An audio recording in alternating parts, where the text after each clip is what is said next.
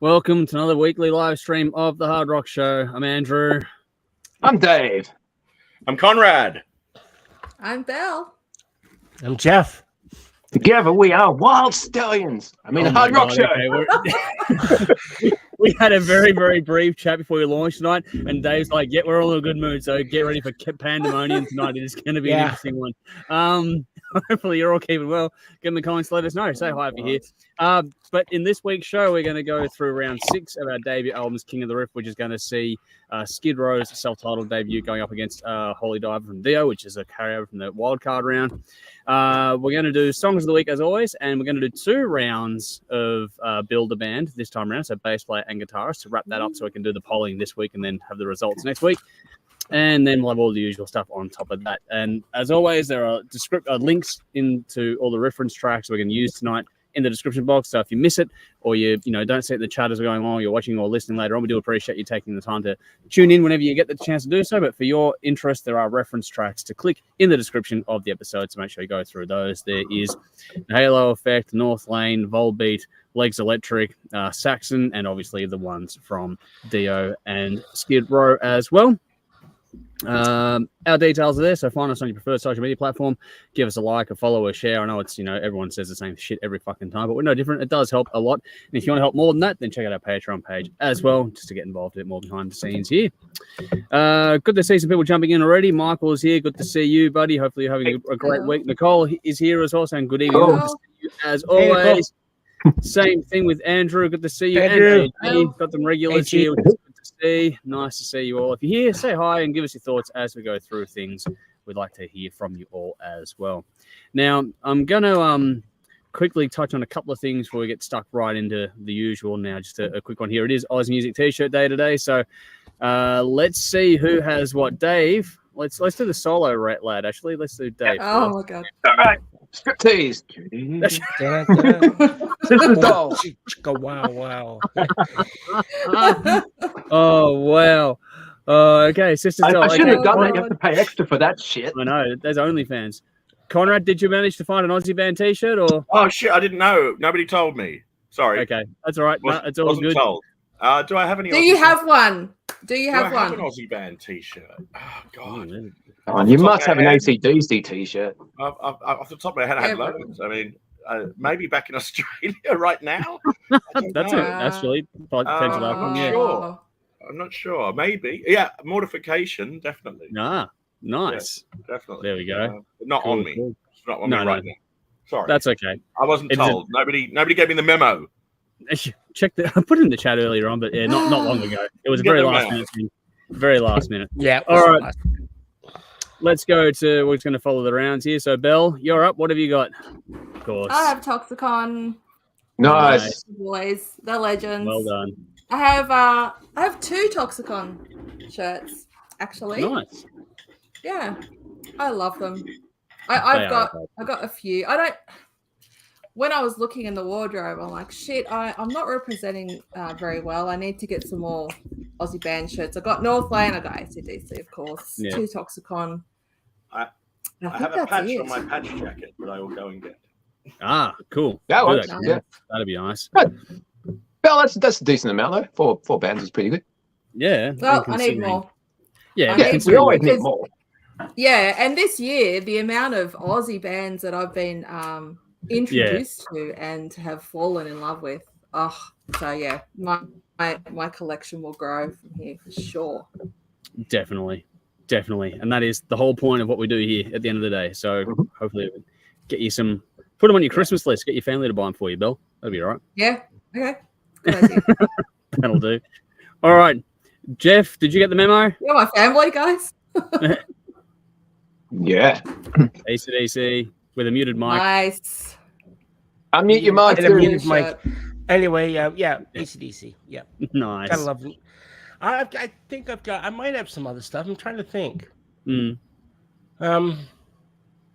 Excess? No, maybe. From way back. I quite liked In Excess. I'm not one of those music snobs. I'm Silverchair. That's good. I like it. Yeah, absolutely. I know I had a Frog Stomp shirt somewhere. I had that in Canada. I was a fan of them way when I was in Canada. So there you go. It's a different one. All right. Absolutely. Well, my turn. This is an old Melbourne band called Free to Run. Now, it's obviously in reverse and whatever else have you at the moment. So No, it's not. No, it's not. Oh, it is for me then on my screen. Obviously for you guys, it's not.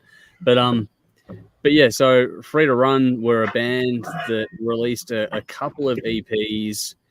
We're talking about the best part of a decade or so ago now, to be honest. And I've held onto this T-shirt ever since. I really did enjoy what they were doing, and it's a shame they sort of been on and off for a while. I'm not really sure. Every time I try and Google them, I find you can't find much on them or anything anymore. It's just it's a shame because they released a couple of really cool EPs back in the day. So if you've got it, let me know because they'd be pretty hard to find these days. But it's one of those things that, you know, one of the perks of doing this thing for as long as I've been doing it is you get the T-shirts from way back when. So I've got to go back to old times, and yeah, it's red, but it's something old and figured it'd be something cool to wear on the day today. Yep. There you go, Barbarian.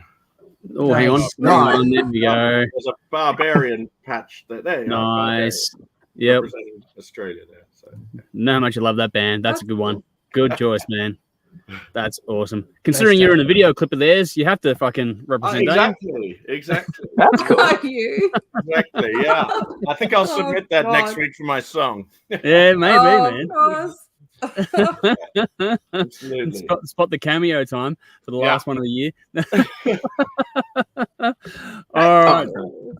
Let's do some more comments quickly. We got Rowan's here. Good to see you. Hopefully you're keeping well. Same with Basher. Good to see you again too. Hey. So Michael and cracking photos Hey, man. too. It was good to wave at you. It was good to wave at you, man. It was you said the other day at the main skin gig. That was cool. Michael is telling us Wicked Smile is selling shirts on their site. Yes, them and many other bands are. But Wicked Smile at the moment are very much doing it. Cool. And then we have Terry is here saying hi, everyone. Good to see you as well. Terry. Hope you are keeping well. All right. A couple of other sadder notes to touch on before we get stuck into things here is that one is to acknowledge the passing of Geordie Walker from Killing Joke, the guitarist who passed away early this week. Awesome. Left behind a hell of a legacy in music. So our condolences to all of his family, friends, bandmates, and people that knew and loved him. I think it was, I'm not 100% sure. I think it was a battle with cancer in the end. But yeah, so Geordie Walker from Killing Joke. And also Dave shot through a little message not so long ago now in the chat about Whole Lot of Love. Now, for people that have been following us for a while, you'll know that Whole Lot of Love has a very special place in our heart because we used to go there every month and film specials there. We did, in front of a live audience. Yeah. Which was fucking great. That was a heap of fun, and unfortunately, it looks like we're not sure when. There's no final date yet, but Sasha, who I don't know how many messages in that if you watch this, Sasha, but fuck, you've done so well for so long, and it's a shame that it's ending the way it's ending. But you're a credit to what you've done with that place since you took it over a number of years ago now, and how you've kept it going and made the place so fun, welcoming. You made it so easy for us to do our thing there as well. So Sasha and the team, everyone, a whole lot of love, and everyone that's been with us at that place. This is a sad day indeed. So our thoughts and everything like that goes with it, because it's a damn shame. Dave, I'm sure you got thoughts on that one as well. Yeah, I got so many great memories of just going to gigs at that place, let alone doing the show in front of an audience from there. Just we had the fucking Hey Radio Support Old Rock gig with Mike from Arcane Stage. We did that there. Yep. We did countless shows there once a month, and I just went to gigs all the time. It was a great little cozy room. The people were always friendly that ran the place. You know, you could one step away, you could jump up on stage. Next minute, you're out in the beer garden. So fucking hanging out with the guys from Atomic Riot. Not Atomic Riot. Riot After Midnight.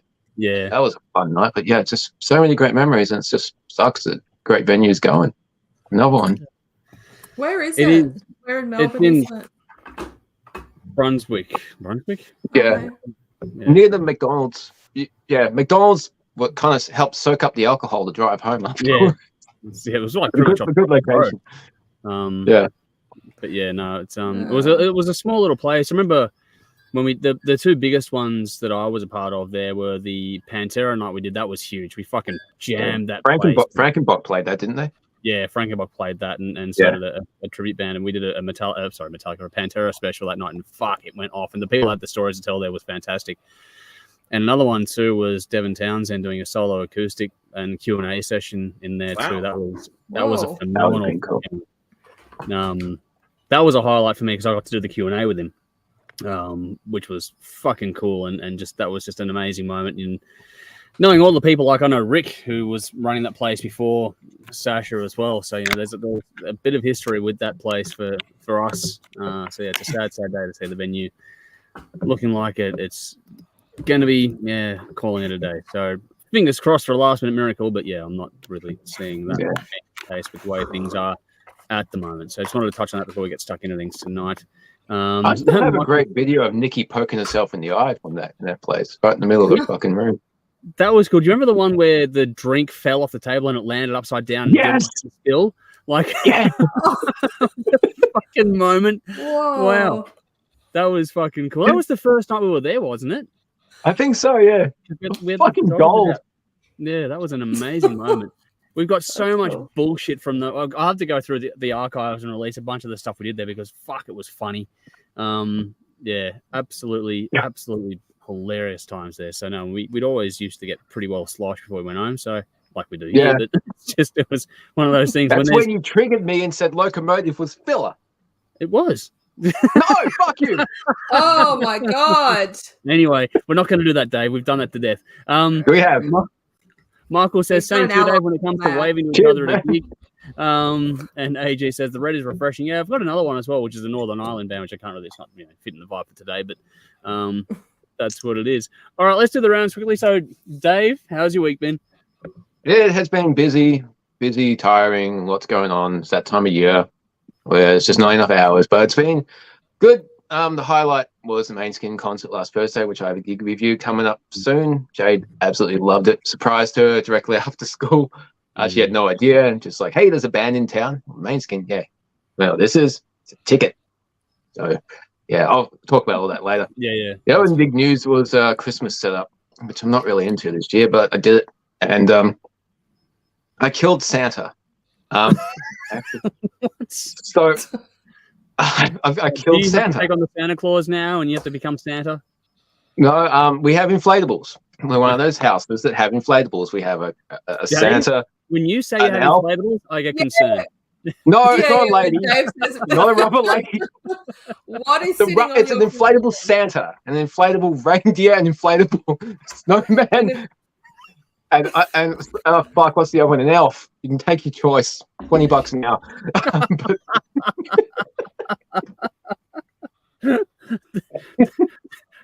People think it's snow decorating your front lawn, but it's not. You killed him a long time ago, Dave. Those hands that you had hanging there. I'm dreaming of a white Christmas. What can I say? Oh, wow. So Santa's probably the oldest inflatable we got. His hand was kind of folded up, so I was unfolding it, and the whole fucking hand tore. So Santa's like deflating, dying a slow death. My kids are going to be so disappointed. So I went inside. I'm just like, okay, I've killed Santa. Rory goes running out. He goes, "Oh, Daddy, you shouldn't have done that." I'm like, I know I shouldn't have done it. It's fucking dead Santa. So I'm like, oh shit, I can't patch this up. So I just grabbed his hand, like tied it up. So half his arm is like tied. He looks like a fucking mutant, like amputee. So Santa's reinflated, but he's only got one hand and he's kind of stumped. So I want to put an axe in his other hand. But I'm thinking a garden hoe would be better because of the whole ho ho ho shit. Oh yeah. So that's been the extent of my week. How are you, Conrad? Have you killed any like creatures like Santa or the Easter Bunny or the Tooth Fairy? Well, I wanted to kill a few people, but that's living in London for you. That's a stressful place to live. She's dead. Sorry, kill Charlie. But I went to a couple of rock clubs, a couple of rock nights. I went to a rock club Friday night, big rock club Friday night, and did some rock metal karaoke there, and then went to the Cart and Horses, which is the Maiden pub. That's not too far from me. I caught up with some old friends at that Maiden pub, which was nice to see. I've got Paradise Lost tomorrow night and the Almighty after. Nice, man. And then Therapy the following week, and then Extreme with Living Colour. So I've got a busy couple of weeks of gigs. Yeah, that's cool. Yeah, it's been a lot. Mm. It was pretty busy. It's chockers full of gigs. Wow. Nice. Yeah, over to you, Belle. Fuck me, I hate following you, Conrad. Like, I've been to no gigs. Even Dave went to a gig. Like, I've just done nothing exciting. What have I done? I think last week I said I was going to do a bunch of stuff. Like, I was going to go to the Black Friday sales and going to spend shitloads of money stupidly on a new laptop for Ellis and swap out cars. And so I have done all those things that I said I was going to do. So that's exciting, sort of. An achievement. Are you enjoying the car more at least? It's ticking thing. I fucking love it. Yeah, I feel like there you go. Yeah, so it's like the car that I loved, but better, Modern. Yeah, nice. I feel comfortable in it. It feels nice. You know, like that's what you want. The car that it feels like me. So yeah, that's a good thing. I'm happy with that. What else? Cool. I don't know. Still trying to organize getting Ellis into a new school, and there's like a week left of school. Oh no. Yep. So that's challenging, but it's all in motion. But I just not knowing, and the uncertainty is kind of bothering me. Yeah. You know, that's ticking away. You know, just trying to organize last minute things for going away. Just trying to source tickets to, because we're going to go to Universal Studios. In cool. Japan. Nice. Yeah, which will be fun. But trying to get like cheaper online tickets than paying on the day. And is that on the Gold Coast or in the States? In Osaka, in Japan. In Osaka. Oh wow. Mm-hmm. Yeah. Japan in a very short time, aren't you? How many weeks now, Bill? How many hours? You count 2 weeks. Yeah. You might catch a band. Plenty of bands touring over there. Well, if you know, tell me, because I was having a look at a couple of the main stadiums and I couldn't see, because I'm going over Christmas, New Year, like for a month, but it's kind of in the period where you think that most bands might not be touring so much. They'll be that time of year is not probably the best, but yeah. But if you come across anything, let me know, Conrad, because I'm keen. Like if there's a cool band touring while I'm there, I'll go for sure. And if people in the comments know anything in Japan, like there's a huge scene over there, and we've got a few people that follow us and love Japanese music. So let us know what to check out. Just watching footage of concerts in Japan, like the crowd just love it. Yeah, they go off. And I just want to, even if I don't know the band that well, just to kind of be in that crowd would be so fun. Yeah. Oh yeah, definitely. So, absolutely. Yeah. And I said that because you know how I'm buying records, if I buy a new record. So when I was at JB, getting Ellis's laptop, I thought I'm going to go buy myself a present. Damn it, I worked hard. So I got this. Can you nice. This? Fuck yeah! You're from the top of the world. Yeah. Oh wow! Oh shit! Wow! Holy shit, Bill! Yes, I know. This is the Twilight Zone. Oh my god! Yeah, I'm impressed. You're right. I'm really and all albums to pick. That one. Wow! I am pinching myself right now. I'm not awake. Am I dreaming? There's a reason it's on special, you know. But it's the last Mike Mancini record. Yeah. Well, have you heard it yet? Have you listened to it? I've listened to it. I haven't opened it. It's still like wrapped in plastic. I've listened to it on Spotify. Okay. Cool. That's cool. What did you think of it? That really is cool. You know, it's always a bit overwhelming when I first listen to a Dream Theater album. Yeah. And it takes me a few listens to ease my way in. So cool. I'm working on it. But I didn't hate it. It's one of their easier ones because Andrew and Tim both rated it higher than me. I like it, but the wow factor's gone. It's too trimmed. It doesn't have the wankery that I like. I'll probably fucking love it. That's right. Yeah. Yeah, It's it is a bit it's tame. tame Dream Theater. Yeah. Yeah. No, it's. Oh well. I didn't. I guess because I've kind of fallen for. What's the one that we reviewed? Scenes from a Memory. Yeah, that one. Yeah. It wasn't. You might like Train of Thought's good. Train Train of Thought's awesome. Degrees. Fucking 60 yeah. degrees. I don't know. I've heard. Don't overwhelm her. heard- Don't just round the I've Dream heard, like- Theater thing. So this, which was, I don't know. It was, I didn't hate it. Scenes from Memory, I really love that now. And there's another one, Systematic Chaos. Systematic Chaos. Really, yeah. It's a good album. That's fucking brilliant. That album. Oh, Everything. So I'm with getting Portnoy- it. Everything with Getting it. Portnoy is good, and after Correct. Portnoy loses its Oh, the Correct. self-titled album, the Dream Theater album with Mangini. That's fucking great. That's probably Yeah, the the best one one they did with with the Mangini. Dream Theater album, like logo in Yeah, the middle. the self-titled one. That's probably the best they do with Mangini. I think so. All too. right. Yeah. I've That's got fucking great. But it Okay. didn't I'm feel when- working my way.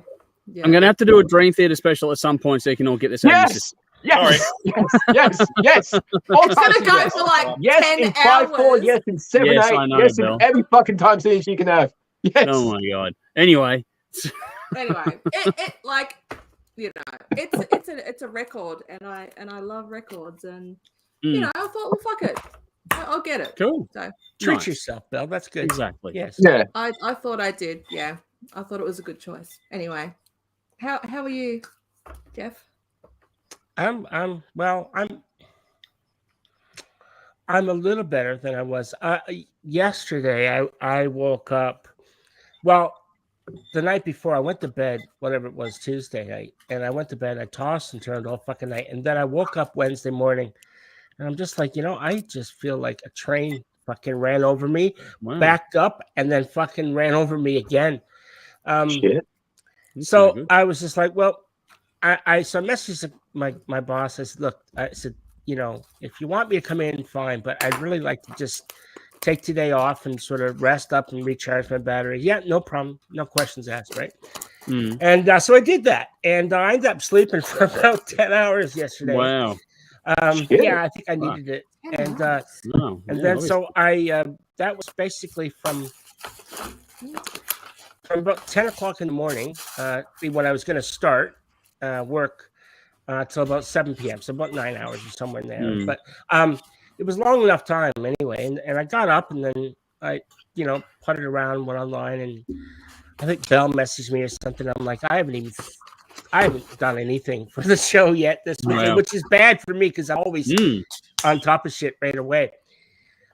So this last, 24 hours has been, I worked today. I didn't want to take more than one day off. I could have, but no, because they've been really fucking like up against it at work. It's just like, we've got a girl just finished up. She'd worked there for a couple of years, and she's getting married and stuff like that. So she decided that, that this week was her last week. So she gave her notice and stuff. So we're one at least one person down, and I think another person was off sick as well. And I thought, as much as I really didn't feel like working today, I went anyway. Look, at the end of the day, I'm going to be at home not doing anything. Fucking, I might as well work and help the guys out. So I did. Yeah. But yeah, I feel a little better now, like than I did earlier. I felt That's good. Yeah, I don't know. I haven't really been that well for a while. It's I had something going on where I just had like an upper respiratory thing where I don't have any symptoms of a cold. Like I don't have fucking COVID. I don't know what it is, but if I'm just sitting around doing nothing, my lungs just get heavy, and next thing you know, I'm hacking up shit, and it's like I could. And if I lay down, I'm doing sound. There's too much information, but if I'm laying down, like I'm waking up like fucking drowning in fucking like it's not good. So. No, it's not good at all, man. Maybe get that looked at because we want you around. It's not asthma, is it, man? What's that? No. Yeah. I don't know what it is. I don't think so. I could be, but I can fucking, I can run and go around and do all kinds of things. It's when I sit down and don't do anything, like if I want to lay down, that's when it starts to get me. Wow. So if I'm staying active, I'm good, Wow. And so if you hear me hacking, well, I'll try to turn my mic off. You won't hear me hacking. Like I said, though, man, get it looked at. Like, do something, because don't just let that sort of slide. That's not a good thing. Yeah, well, don't be a man about it. Just go to the doctor. Yeah. Right, your puff. Yeah. That's it. I don't. That's what I'm talking about. Thank you. That's what I need to hear. That's what I need to hear. Fuck it up. It's true enough, though. You guys are right, 100% right. I fucking hate doctors, and so I avoid them at all costs.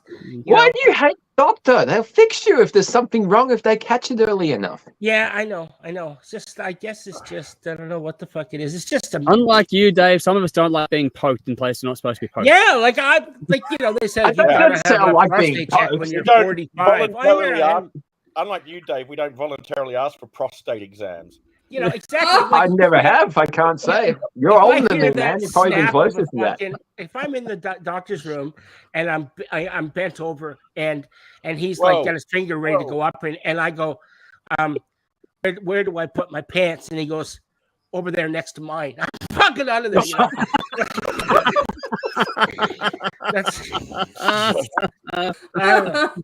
So this is why you left Canada, is it? There we go. That's why. Yeah, exactly right. I am your buddy guy. Yeah, I am your buddy guy. That's right. Yeah. No. So anyway, look, enough of that shit. How's your week been, man?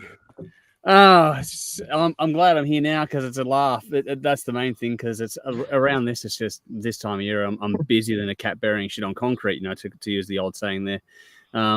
It's just the whole editing, get stuff done, get it all just ticking over, and that's all I'm doing at the moment. Is just putting in pretty long hours on the work during the working week, quote unquote, on the day job, so I can get sort of 3 to 3.5 days off to sort of focus on show stuff at the moment, which is tiresome, but it's working. So it's getting there, just chipping away at things. Got a little bit of extra time for the networks too, which is good, which helps me out a little bit, so I'm not quite as under the pressure. I've still got a couple of weekends up my sleeve, which is nice, and I can get a lot more done over those ones. But around that, everything's pretty good. Nothing to complain about. The only thing that'll bother me today is if the dog decides to knock over the set again, but we'll see what happens as the night goes on. He's an expert at that these days, but everything's good. It's been actually a pretty good week. More work being done in the house, more framing on the bathroom, which is sort of out in the front of the house kind of thing, which is leading onto the roofing, going over the front porch and that too. So it's all sort of coming along to make it completely sealed off in that soon. So once it's sealed up, we'll put some walls up on the bedroom area and then sort of start moving in, which would be cool. So it's not too far away now, hopefully. I mean, we're not too far away from Christmas. We're just sort of getting prepped up for that one too. It's just going to be an interesting Christmas because it's the first time that Jodie and I have had a Christmas without any of the kids around. So that'll be a first. None of them are coming up to visit? No, none of them coming up, and my family are all down south as well. So it'll be just like we've got Jodie's family up here, her sister and her husband and that sort of stuff. And we had our niece. She had her high school graduation the other night, which is cool. So, little things like that, little milestones are ticking over. But, yeah, it's just sort of keep on keeping on. Everything's good. It's just now it's flat out time. So I'll get some sleep in a couple of weeks. That's about how it's going to look for me at the moment. That's how it is every year. So it's all good. It's normal for the end of the year for you, man. It is. That is. I'm well and truly versed in this one now. So it's not a complaint. It's just a here we go again kind of thing. Everything's good. Can't complain at all. Let's see what's happening here as well. Oh, yes, back to Whole Lot of Love for a second. Michael said we interviewed Horsehead there. Yes, we did. That was a very, very special night. We had Horsehead and Nick Barker as well that day. Yeah. And that was, I think the Horsehead guys hadn't done an interview in ridiculous amounts of time or anything like that. They hadn't been anywhere, done anything, and we got a lot of exclusive information from there. And that's where our friendship with Golden Robert Records started as well, actually, which is a cool night there. Vinny's here saying, evening funky bunch. I heard inflatables and my ears pricked up. Lilac suits you, Conrad. So there we go. He's fucking bang, bang, bang, Vinny. Lilac, it's purple. No, it's lilac, man. It's lilac. It's not pink, it's salmon. Anyway. Very sexy. Magenta. Especially the pose, man. Keep that pose shit happening. Yeah. It's not magenta. Hey, can you just say, call me now? And if Purple. Actually, I like purple. I do. My name's Conrad. Call me. Go suck a fuck. Dave, Dave, you've had some practice, haven't you? Anyway, He what did we that got here? too Sally's, easily. It's scary. yeah, Sally's gone. Hello, metal Hey, people. Sally. Good to see you, Sally. Sal. Nicole's gone. Bella gets to go to Japan. How awesome. Me, I get to go to Melbourne. Oh, well, yeah. Hey, Melbourne's cool. Hey, No, I would love to go to Melbourne. David, I'll be there. Yeah. And Vinny's gone. Bell just won show and tell this year, so there we go with the vinyl record there as well. Yeah. Alrighty, let's move on. Let's get into the songs of the week so we can get things ticking over here. And we're going to start off. We're going to start off with the Halo Effect. That's going to be our first one tonight. So, all right. In the comments, in the description box, you're going to find a link to that song there. So it's the Halo Effect, the Defiant one. This was chosen by Dave, and then from there allocated to Jeff. It's the latest single from the Swedish band. So, Jeff, how did you go with your task this week? Oh shit! I reviewed the wrong one. No, I didn't. That'd be funny. That would be funny, wouldn't it? We got to do it sometime. Oh shit! What's going on here? Give me a break. All right. Fucking. Here we go. Here we go. All right. Yeah, things just going great. All right. So listen, that Halo Effect. So I wrote up a little thing. I thought I would read what I wrote. Yep. Had never heard of these guys, but right off the bat, I knew I was going to like this. Immediately, what stood out for me was the strong melodies of the guitars, and then the vocals hit me. And my first reaction, really, honestly, was, "Wow, these guys remind me of In Flames." Perhaps with the stronger, stronger flair for melody to back them up. I thought they were actually a little more melodic than In Flames in some ways. And so I love In Flames, don't get me wrong. Just that these guys are sort of going down a similar but different path, if that makes sense. Yeah. So imagine my surprise when I find out that their singer used to be the singer for In Flames. I was like, what the fuck? I was like, well, I was right on the money. Of course, you know, I went back and had to listen to Lunar Strain, the first In Flames album, which he was the singer for. Yeah. And it sounds, I mean, I had forgotten what that album sounds like. It's great, but it sounds like nothing like In Flames sound like now. Yeah. And this, and yet the sound from these guys, the Halo Effect, really reminded me of a sort of a more modern In Flames, you know, or at least in the last, say, 10, 15 years. But all up, I didn't think it was a bad thing. I thought that they're obviously, you know, they're from Sweden as well. And they've got a similar vibe thing going. And look, the song itself is catchy as fuck. It's just loaded with melody and harmonies, and love the guitars. They don't overplay. They serve the song, which is great. There's no real wailing guitar solos here at all, which is kind of refreshing, because if you listen to just about anybody these days, the guitar player's always going, "Look at me," you know, and none of that here. This was all just playing the melody, which really suited the song, and I thought that was really refreshing. Loved the color palette of the video as well.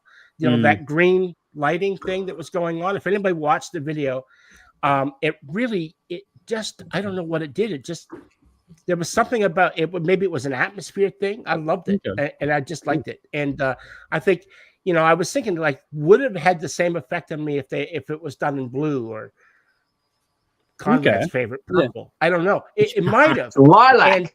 Or lilac. Yeah. Look, there's nothing wrong with purple. I agree. Nothing wrong with purple. There's nothing wrong with purple. Very manly. I actually, when I had my guitar made, I got an orange sparkle guitar. I had tossed up between orange sparkle and purple sparkle, and I ended up going with orange sparkle. But I'm gonna get a purple sparkle too, because it's been bothering me. I'm gonna do it. Yeah. Nice. So anyway, when I like something, I usually want to go and find out more about them. So of course, this was the case with this band. I went back and listened to their previous album, Days of the Lost, and because I watched the video for Shadow Minds, which is the previous single from the last album. Really fucking cool video for that as well. Special effects and whatnot. And so I went and then back and listened to the entire album. So I cannot wait for this new album that's forthcoming for these guys, because I really like this song, and I really like these guys. you know, and what I found was that it's quite refreshing that they show that the most important thing for them is about the music, and what they write about is serving the song, which is, like I said, it's becoming rarer and rarer these days for bands actually just serving the song. So thank you, Dave. Another one to add to the growing list of bands that I just need to keep sticking following up with. So thank you. Cool. Welcome, man. Yeah. Well, Dave, over to you. Why'd you pick this one? Oh, I've been keeping an eye on this band since last year, I think, when Tim recommended a song from this that we all liked. Yep. So I've had them on Spotify, so I was bound to come up, but this one actually came for an email promo from John Howarth, and it's just like, well, I recognize the name, I'm going to check this shit out. This is straight up from the school of melodic heavy metal. If you like Maiden, Priest, Iced Earth, you're going to like this. Guitar melodies are fantastic. I could listen to this shit all day. I love it. The vocals are my right type of harsh. I like the aggression, but you can still understand what the vocals are, what the lyrics are, which is important. Nice contrast between the warm tones of the guitar chords and the bright tone of the melodies. I thought that worked really well because it gets those melodies right out there. Great use of the keys in the second verse. Single notes left to ring brings a nice dynamic against the distorted chords. Guitar solo is fucking cool, and the harmonized lines leading up to that and in the round and about it were cool. This song seems longer than it is. A lot happens in just over 3 minutes. There was a lot in here, and it's like 3 minutes and 7 seconds or something. But yeah, this is fucking cool. I actually, if I remember the promo email that came through, I think this is actually a leftover from the last album. But they're a fucking cool band. So anything they do will definitely be worth a listen. So there'll probably be a new album out late next year or early 2025. But yeah, if you like In Flames, you'll probably like Halo Effects. So check them out. Nice. Yeah, they're cool. All right. There we go. So now we're going to change gears and we're going to move over to a different song. And this time it comes from an Australian artist. But before we do, Michael says, Bell, you should contact Marty Friedman's management. Say you're from THRS and see if you can get an interview with Andrew's blessing. Of course, I'd definitely give a blessing for that one. Marty lives over there now. Hell yeah. That would be cool. Oh, that's right. He's over there. Fuck yeah. He is definitely over there. So maybe he'll be playing. Conrad would be jealous. He might be getting that happen. I think we all would be. If he's not touring at the moment, you'll catch him. Yeah, if he's home. Just right. knock on the doorbell. Then we can read about it in the newspaper. You know me, right? I'm that girl from that show. I like your guitar playing. Just tell him Dave sent you. He won't know what Dave. He's bound to get arrested for sure. Yeah, he'll just think it's Mustang. That's exactly right. He'll think it's Mustang. Dave Mustang, Dave Ellison, Dave from the show. Oh yeah. Could be any Dave. Could be anyone. Hey, Dave from the Hard Rock Show sent you, and you're bound to get locked up in the. No, I wonder which would get the worst response, Dave Ellison or Dave Metalife. I wonder which one would get the worst response from Marty Freeman. But anyway, possibly Mustang too. You never know. No, that's actually they're on very good terms. They are at the moment. Yeah, really good terms. Yeah. It'd be awesome for them to do something together. It would be, but we'll see what happens. Well, he got up and played with them in Japan. Yeah, they played and at Wacken as well. Wacken last year as well. Wacken this year, sorry, as well. Yeah, it was earlier this year. Yeah. See what happens. Time will tell. We'll see how that all shakes out. Michael said, talking about Sweden, I saw a great Swedish modern rock band called Self Deception support Electric Callboy last night. I shared a video clip on Facebook and I think Discord as well. Did see that come through. I haven't had a chance to check it out yet, but I did see it come through with that one. I'm looking forward to seeing more. You did some photos as well, I think, which would be bloody cool too. Just more on that. Just more on the Halo Effect. Sorry, Andrew, for cutting you off. Every not just the singer, but every member in the Halo Effect has been in Flames at one point. Really? So the whole band. Yeah. Well, we should do the actual. Jesper Strongblood, who was the main guitarist for many, many years in Flames. He is sort of the one of the founders. Heading, exactly. That's cool. So that is cool. So that's obviously where. So that's why they're very Inflamesy, and they're not mission statement, but they're sort of when they came together, they really wanted to recapture that the Gothenburg sound that the Swedish melodic death metal of Gothenburg was known for back in the late 90s. So, and I think they've done a great job, and that album that you mentioned really captures that, and it looks like they're carrying on. It's got a similar feel. Yeah. I like Anyway, it. sorry, I just wanted to throw my 2 cents in because I'm a big fan of that band. Yeah. No, cool. Well, on that note, you reminded me because we're going to do this thing at the end of each song. We should do a thumbs up, thumbs down thing. So we know that Jeff and Dave landed it. I'm going to give it a thumbs up for me. Bell's going to give it 2 thumbs up. Conrad, did you manage to check it out? Yeah, I did some of that. That was in the background. Not fully immersed in it. Just was playing in the background, so I didn't fully get a chance to digest that one. But I'll go back and have a look at that. Yep. Cool. Definitely go back and have a look at that one a bit more. Nice. For sure. Cool. Just on a side note, Dave, did you a couple of weeks ago or last week? It might have been last week or the week. Did we review a band called Xandria? No. Nope. Xandria, like some symphonic metal band, some symphonic. No. No, you dreamt We that. reviewed a symphonic metal band called I know the Amaranth. band, but not Xandria. Okay. Yeah, Sorry. no. All right. I've got it mixed. Never You're mind. okay. That's okay. There's a lot of music floating around, man. It's easy to get wires crossed. It's Yeah. it's very easy to do. So true. What do we got here? Michael says the Halo effect loved. So more love for that one. Michael says Bell actually thought you'd trump Conrad big time if successful. If you can get an interview with Marty Friedman, that'd be pretty cool. Fuck yeah. Adrian's gone. What's going with the early starts? I'm still at work. Got off in 9 minutes. Well, we aimed to go a bit earlier, and we're actually having a little bit of success with it as opposed to starting. Yeah. We're getting our shit together. We're professional. Sorry, Adrian. We're professional. We're trying to get a little bit earlier out of here. All right, time to change gears. Go over to Australian music now, and this is the latest from a little band called Northlane with their song called Dante. That is where we are going to next. It's the latest single from the Australian band. It was allocated to Conrad after being chosen by Bell, so no surprises in who chose this one this week, but amongst us anyway here behind the scenes. But Conrad, how did you go with this one? I was very pleasantly surprised with this. Cool. I didn't think I'd like this. I thought some modern kiddie degent band. I'm probably gonna fucking hate it, but no, I actually quite enjoyed it. It was very melodic, incredibly melodic. It had a nice rhythm and feel, and just I really dug the whole thing. I couldn't fault it. It was nice. Wow. Nice. It was, if anything, maybe the mix might be just a little. That's more of a production thing, but it could be a bit louder. The whole thing could be louder, but I was listening to it through a laptop, so I don't know. So it's a bit hard I can get the maximum I can out of my laptop, so I can't turn it up. But so I don't know if it's a production thing or not. It might be brilliant. It just might be like my laptop. So, but I thoroughly enjoyed this. I would quite happily listen to this, again, and would probably listen to the record. I saw them live at Knotfest. Yep. And again, was pleasantly surprised. I thought I'd fucking loathe them and hate them, and was quite pleasantly surprised. I thought, these guys have got something going on here. They're not some shitty degen fucking band. They're good. Thumbs up from me. Well done. Nice. Cool. Well done, Bill. There we go. So, Bill, are you surprised by that? Because I remember our little in the chat that you put through, you go and address any complaints to someone who cares, and that someone is not me.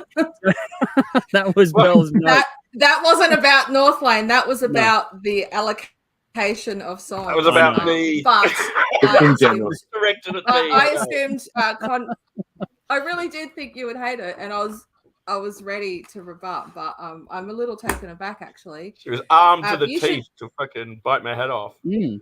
Yes, I am with like 2.5 pages worth of rebuttal. Of how dare you tear my song to pieces? No, it was good. It's my band. I couldn't fault it. Song. Yeah, no, Northlane is your band. For a grumpy old fuck like me that's stuck in his ways and is difficult to please with modern music, then yes, we know that. We know. Nice. No, I'm glad actually. And I'm wondering, don't take this the wrong way. I'm sorry, I'm cutting in, but sorry, mate, I didn't hear a word of it. No, I'm sorry, I'm cutting in, but I'm just thinking that it might be an interesting point to take just for all of us to think about how we're only focusing on making notes on 1 or 2 songs versus 5 songs. If we're actually understanding things a bit better as opposed to trying to rush through, which I think might be more time. I agree. Definitely. Yeah. So just a thought, bubble there that one song popped up. Yeah, because I only have to concentrate on one song. It's a lot easier. Yeah, definitely. You can take it in more. Yeah, which makes more sense. Because my brain. Anyway, sorry. It's only been a couple of weeks, but I'm enjoying the Yeah. Hey, listen to it on headphones. Get some headphones, Conrad, and get immerse because they're one of those bands that there's a lot going on. There's a lot going on. You can hear more detail, whereas it's a bit of a wash on a laptop with this kind of band, I think. Yeah.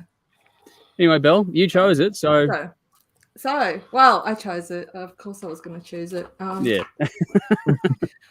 I was really surprised actually when Northlane dropped this because Obsidian only came out last year. I wasn't expecting to get any new music from them until well into next year. Yeah.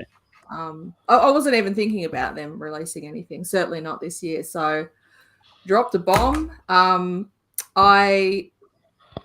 I guess I was lucky I was on it within the hour. I think it was just under an hour before they released it. I must have been on YouTube for some reason and like, what the fuck, Northlane, new song. And couldn't believe it. So very excited. Anyway, so I've written some things, only 2.5 pages, so it shouldn't take too long. Here we go. So, as I said, they're my band. I just wrote. Look, all right. So I don't know how Northlane do it, but this song is both laid back and intense at the same time. That is that's what I got initially, and that's what I still get. They come in hard almost right away, and it's such a banger of an intro. And unmistakably Northlane, and my heart rate was up so high when I first listened to this. I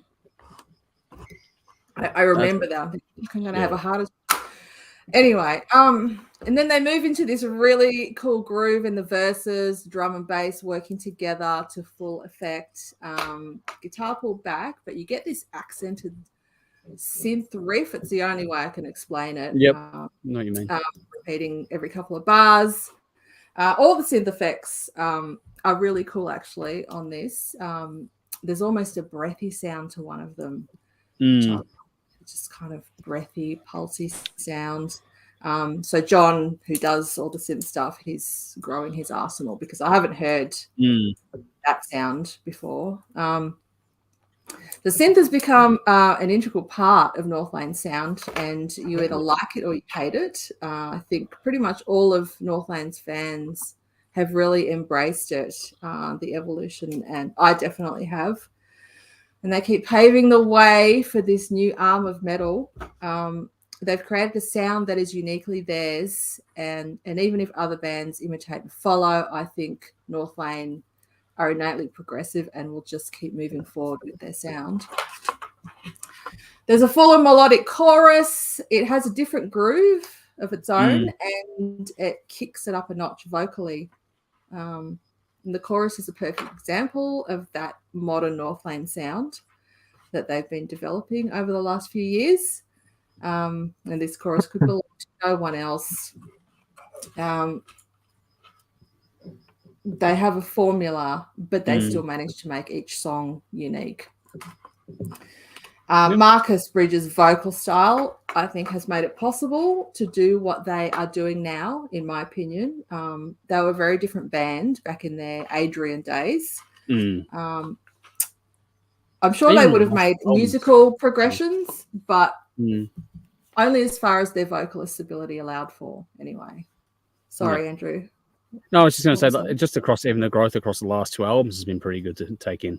It's been massive. They really switched it up with Alien, pushed that further with a lot further with Obsidian, and now you can hear it's Northlane, and you can hear it's the modern Northlane on this song, but it's pushing even further. I think the electronic side of it it's almost like a 50-50 split. It's you know, the synth pad, and there's 2 guitars. The bass is all synth now because their bassist left after Alien. It was done like with a guitar by John on Obsidian, but I guess when they play live, because there's no bass guitarist up on stage, it's all done on it'd be split off from the guitar. Yeah, it'd be split off from the guitar. They can do that. So, but they sounded great. I saw them live at the same time as Conrad did, and they sounded fucking awesome. They weren't lacking in that part of their sound live. So they know what they're doing, and, they've found their happy place. I want them to change and progress, but I love the four of them as they are. I think it's working really well. Anyway, all right. So what else am I got here? Okay, so I love the slight change to the chord progression in the second verse. It's a small thing, but really affecting and lifting the mood of the song and adding interest on the first listen. It was a nice surprise where your ear expects the song to go. It doesn't. It kind of goes up a bit. Similarly, in the third chorus, the music and vocals remain as per the previous two, but Nick changes things up by drumming in halftime for a bit, switching back to normal, and then going into double time. The song is great as it is, but I love how Northlane inject extra interest into their music, because it's a pretty kind of standard song, like verse, chorus, and there's not a lot of change. So for him to kind of change it up at that point and just add little bits of interest, it needs it, and it just lifts the whole thing. Plus, I'm just a Nick Peterson fangirl, so I'm always tuned into everything he's doing. I think he's awesome. Anyway, the outro bookends the intro. Well, I should say it's not really the outro, it's like the pre-outro, like pre-chorus, pre-outro. I don't know what else you'd call it. It goes into this kind of ending, like a really slow ending, which is beautiful. Just piano, soft vocal, running water, and bird song, which is just the whole thing. Just because it's a pretty heavy song, and it just comes down, and it's kind of left with this beautiful. So that's kind of new for them, and I think the ending was wonderfully enhanced by the clip. Like, it's him, and he's been shot by a bunch of arrows, and he's standing there, and then I don't know if anyone has seen the clip, but this blood, I think, just floating up in the air. It's stunning imagery. I don't really understand what it's meant to denote, but it's cool. Maybe it's kind of on theme with what's to come on the rest of the album, or I don't know. Anyway, so I found it really interesting but powerful. So the lyrics, I didn't mention much about the lyrics. So they're typically dark Marcus lyrics through and through. They actually made me think back to what he was writing about on Alien. Which was sort of very personal, very family oriented. He didn't have a very good upbringing, and so it's either about he's going back there, or it's possibly about a current relationship that isn't going so well. I don't know. Wow. They're personal to him, but can be interpreted by his audience in their own way. Anyway, his lyrics are fantastic, and I think he is, for me, he's like heading up there to Anders from In Flames territory. I love his lyrics. Wow. And Marcus's lyrics are really every album they just improve. So, and these lyrics, I think, are some of his best work. Okay. A little off track, but Northlane also very recently released a live recording, a Triple J live at the Wireless, which I listened to, and fucking hell, it's such a good show. It is such a good show, and Marcus's vocals, like they're not just a studio band. Like all of them, they just sound bloody brilliant, and his vocals were just perfection on this thing. So I know that I am the big Northlane fan here, but if you find yourself with it's not actually that long. I was surprised. It's like 45 minutes or something. Okay. And the songs are pretty much all from Obsidian or Alien, and they're all sort of their bigger songs, and it's just a really good set. So, and good recording, worth a listen if you're slightly interested. Conrad, give it a go. Yeah. I'll give it So a shot. very cool. Yeah. Anyway, this song. I don't have enough thumbs to thumbs up it.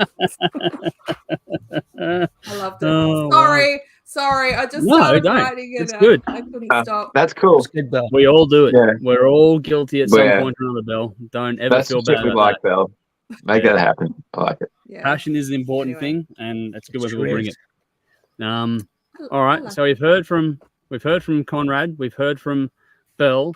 Let's do the rounds. Is it thumbs up or thumbs down between Dave, Jeff, and myself? Which way are we going with this one? Don't be shy. Thumbs up. I give it the devil horns up. And I will say Jade's teacher is actually a Northlane fan. I was talking to him last week. He's a metalhead. And yeah, we're discussing local bands, and he's going to go see them. And fuck, if I had the money, I'd probably go see them too.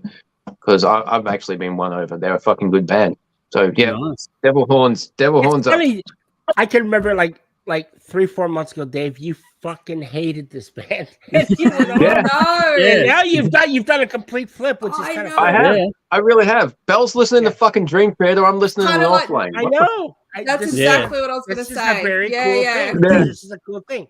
I actually forced myself to listen to the album, and then I found myself enjoying it. The review will eventually come out at some point. Not far away. Just give about a it's all explained there, the whole fucking story. But I forced myself to sit down and listen to the whole damn thing. Yeah. I got through it, and then I found myself enjoying it. I went back and I found things I actually really enjoy on that album. Yeah. Oh, spoiler alert on that one. Just hope for Kim Dracula yet, right? No. Yes, I'm telling you, man. I will talk to Kim Dracula if someone wants to tee up an interview. I think that would be fucking hilarious. Yeah, no one wants that to happen. No. Fuck, man. I'm telling you, you guys are fucking missed out. None of you guys have listened to the album. I have listened to it. It's fucking brilliant. I'll get a chance. Anyway, we're getting way into the weeds again. Yeah. I'm going to quickly, Belle, I'm going to surprise you. I'm going to give it a thumbs up, this one. Now, what was this then? I thought there was because I was trying to tease you. I want to fucking leave you. I was on the fence, and now I'm going to give it a thumbs up. I'm stirring you because I knew it would work. I knew it would work. Now, the backstory to this song, when you dig into it, is actually kind of interesting because it starts out. Its original genesis was not as a Northlane song. It was meant to be like this dance track originally. And they spent the best part of 12 months working on this song, refining it to get it to where it is today. So it actually started off as being not for Northlane at all. So it started off being a non-Northlane project, and they've worked on it and made it a Northlane song. And it's taken about 12 months to work on this song. So just a bit of a backstory for that one for people that are curious on that side of things too. So I thought it was a really well done song, really clever. So I enjoyed it a bit more than I thought I would, to be honest, because I'm still middle of the road with the band, but I did enjoy that song quite a bit. So just a quick little one there for you, Belle. So there you go. Michael said Northlane sounded pretty good through tonight. Reference speakers here. Well, I'm sure they would.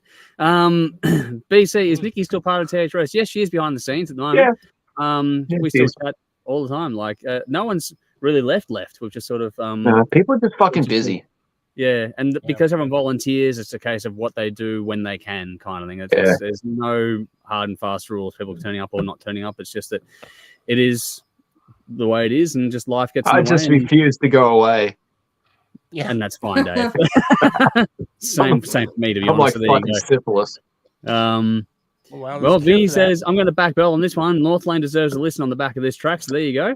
But Michael has gone, Northlane are amazing live. I've seen them a few times over the years. I think Northlane turned more the direction they went with this single when their last bass player left the band, turning them into a 4-piece. That does change things quite a bit. Yeah. Their last album was such a shift from what I knew of the band that this single is just another similar sounding song to that album. So there we go. It works. Yeah. It does. If I didn't know their sound, I probably wouldn't have liked this single, but because I'm familiar with the album, I can, It would have fit on the album. I reckon it probably would have been better if they'd have put this on the album and knocked another one off. It would have been a better album for it, I think. Honestly, I think it's a good song. Something unique about this band because there are other bands like this, but they're shit. But this one just fucking stands out from the pack.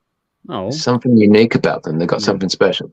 Maybe it's because they're young too. They're really quite Possible. young. And that helps. Yeah, maybe. Yeah, because you know that. Really, you would expect a young band to be a total slave to technology. And this band isn't. They got that old school sensibility that makes the use of technology acceptable because they know how to use the old school Yeah. They used the You stick accent. stuff on top of Yeah. it. Not And that could be. They Yeah. didn't start place. out as they didn't Mm. start out using that stuff. Well, here and there, but it's such an integral part of their sound Yeah. now. But that's Yeah. been a slow progression. So they're musicians. Yeah. Not Now, that's not, spoiler you need spoiler alert from the fucking review that we did. This band will never give me goosebumps because of the electronic element, but there's enough there for me to be able to enjoy it for what it is. And there's enough lyrical content, there's enough guitar stuff in there for it to be enough for the old school with an old person set in my ways to be able to accept the new technology, digital shit as a backdrop. It adds to the tapestry. It's a when it's fine done fucking well. line. Yeah, when it's done well, it adds to the tapestry. I'm going to keep us moving though. Adrian says, Yeah. "Look at getting technical into the music, which is cool." Have we checked out the Ace Frehley new song 10,000 Volts? Not yet, to be honest. I've not had a chance to sit down and listen to it. I honestly don't care anything about Ace Frehley new stuff. Was that even English sentence? I didn't even know. Yeah, it's out. Yeah, he's That's got new the title stuff. of the new album. I don't care. It's the new album's coming out early New Wow. Year, so I think early next year. I love Ace, but I'm done. There's enough fucking drama with Ace. I'm done. I don't care. I really don't like him as a guitar player. I like him, and all you have to do is watch him play like a guitar solo. You ever seen him watch him playing? Fuck, he's terrible. Swear to God. Watch him play a guitar solo. It's blues scale fucking pentatonic shit, but he's fucking great at what he did. Yeah, what exactly. he did, not what he does now. He's lost it. Well, I'm talking about just him. All right, I have to start a new list. I have to start a new list of listeners. We'll have it. Well, there's a new year coming around the corner, so we'll get into that then. Michael also says, it's interesting. I didn't know this song started as a dance track. Don't 100% quote me. I remember reading about it, having basically a 12-month germination period, and it started off being as not meant to be a Northlane song. It was more of a dark trance or dance track, something. I forget the particulars, but yeah. You can hear that. You can hear it. That's yeah. possible. Yeah. Yeah. For sure. All right. Now we're going to flip the script. We're definitely going to flip the script because the next song to talk about. Are we all getting mohawks like Hawk in Cobra Kai? We're flipping the script. Fuck, shut that. Shut. I'm going to mute myself. Have another drink. Dave. No. Yeah. This is number 2. Yeah. Adrian's gone on bite air. your tongue. There we go. So we'll see what happens. But anyway. I think that was about Jeff possibly, but yes. Anyway, look, the next song to talk about, the next song to keep us moving is going to be Volbeat, The Sacred Stones. This was allocated to Bell, as chosen by Conrad. It's from the 2021 album Servant of the Mind, which was the 8th studio album from the Danish band. Volbeat is a band we have spent a bit of time on in the past, so we'll see how this one goes. But Bell, have you heard this one before, and how'd you go this time around? I had not heard this one before, and I think I went pretty well this time around. So I just wrote some things, so I will read. All right, so I liked it. I'll just open with that.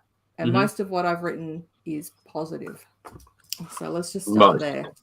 Nice. The opening riff to this song is like a Slayer riff cross a Machine Head riff combined. That just hit me in the face when I heard it. I'm like, oh wow. Very menacing vibe actually. And I forgot that Volbeat can go quite dark. When I think Volbeat after listening to the Shady Ladies album, I think that Pearl Pearl Heart. I think. Yeah. I think, upbeat, like uplifting. But they do go dark even on that album. So, yeah, they do. It surprised me when this came on. This is cool, and I prefer that sort of thing anyway.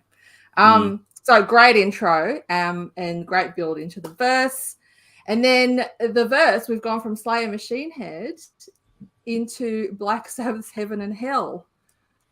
Again, it hit me in the face, and that's what I got from it. The rhythm, Jeff's not convinced. Jeff, No.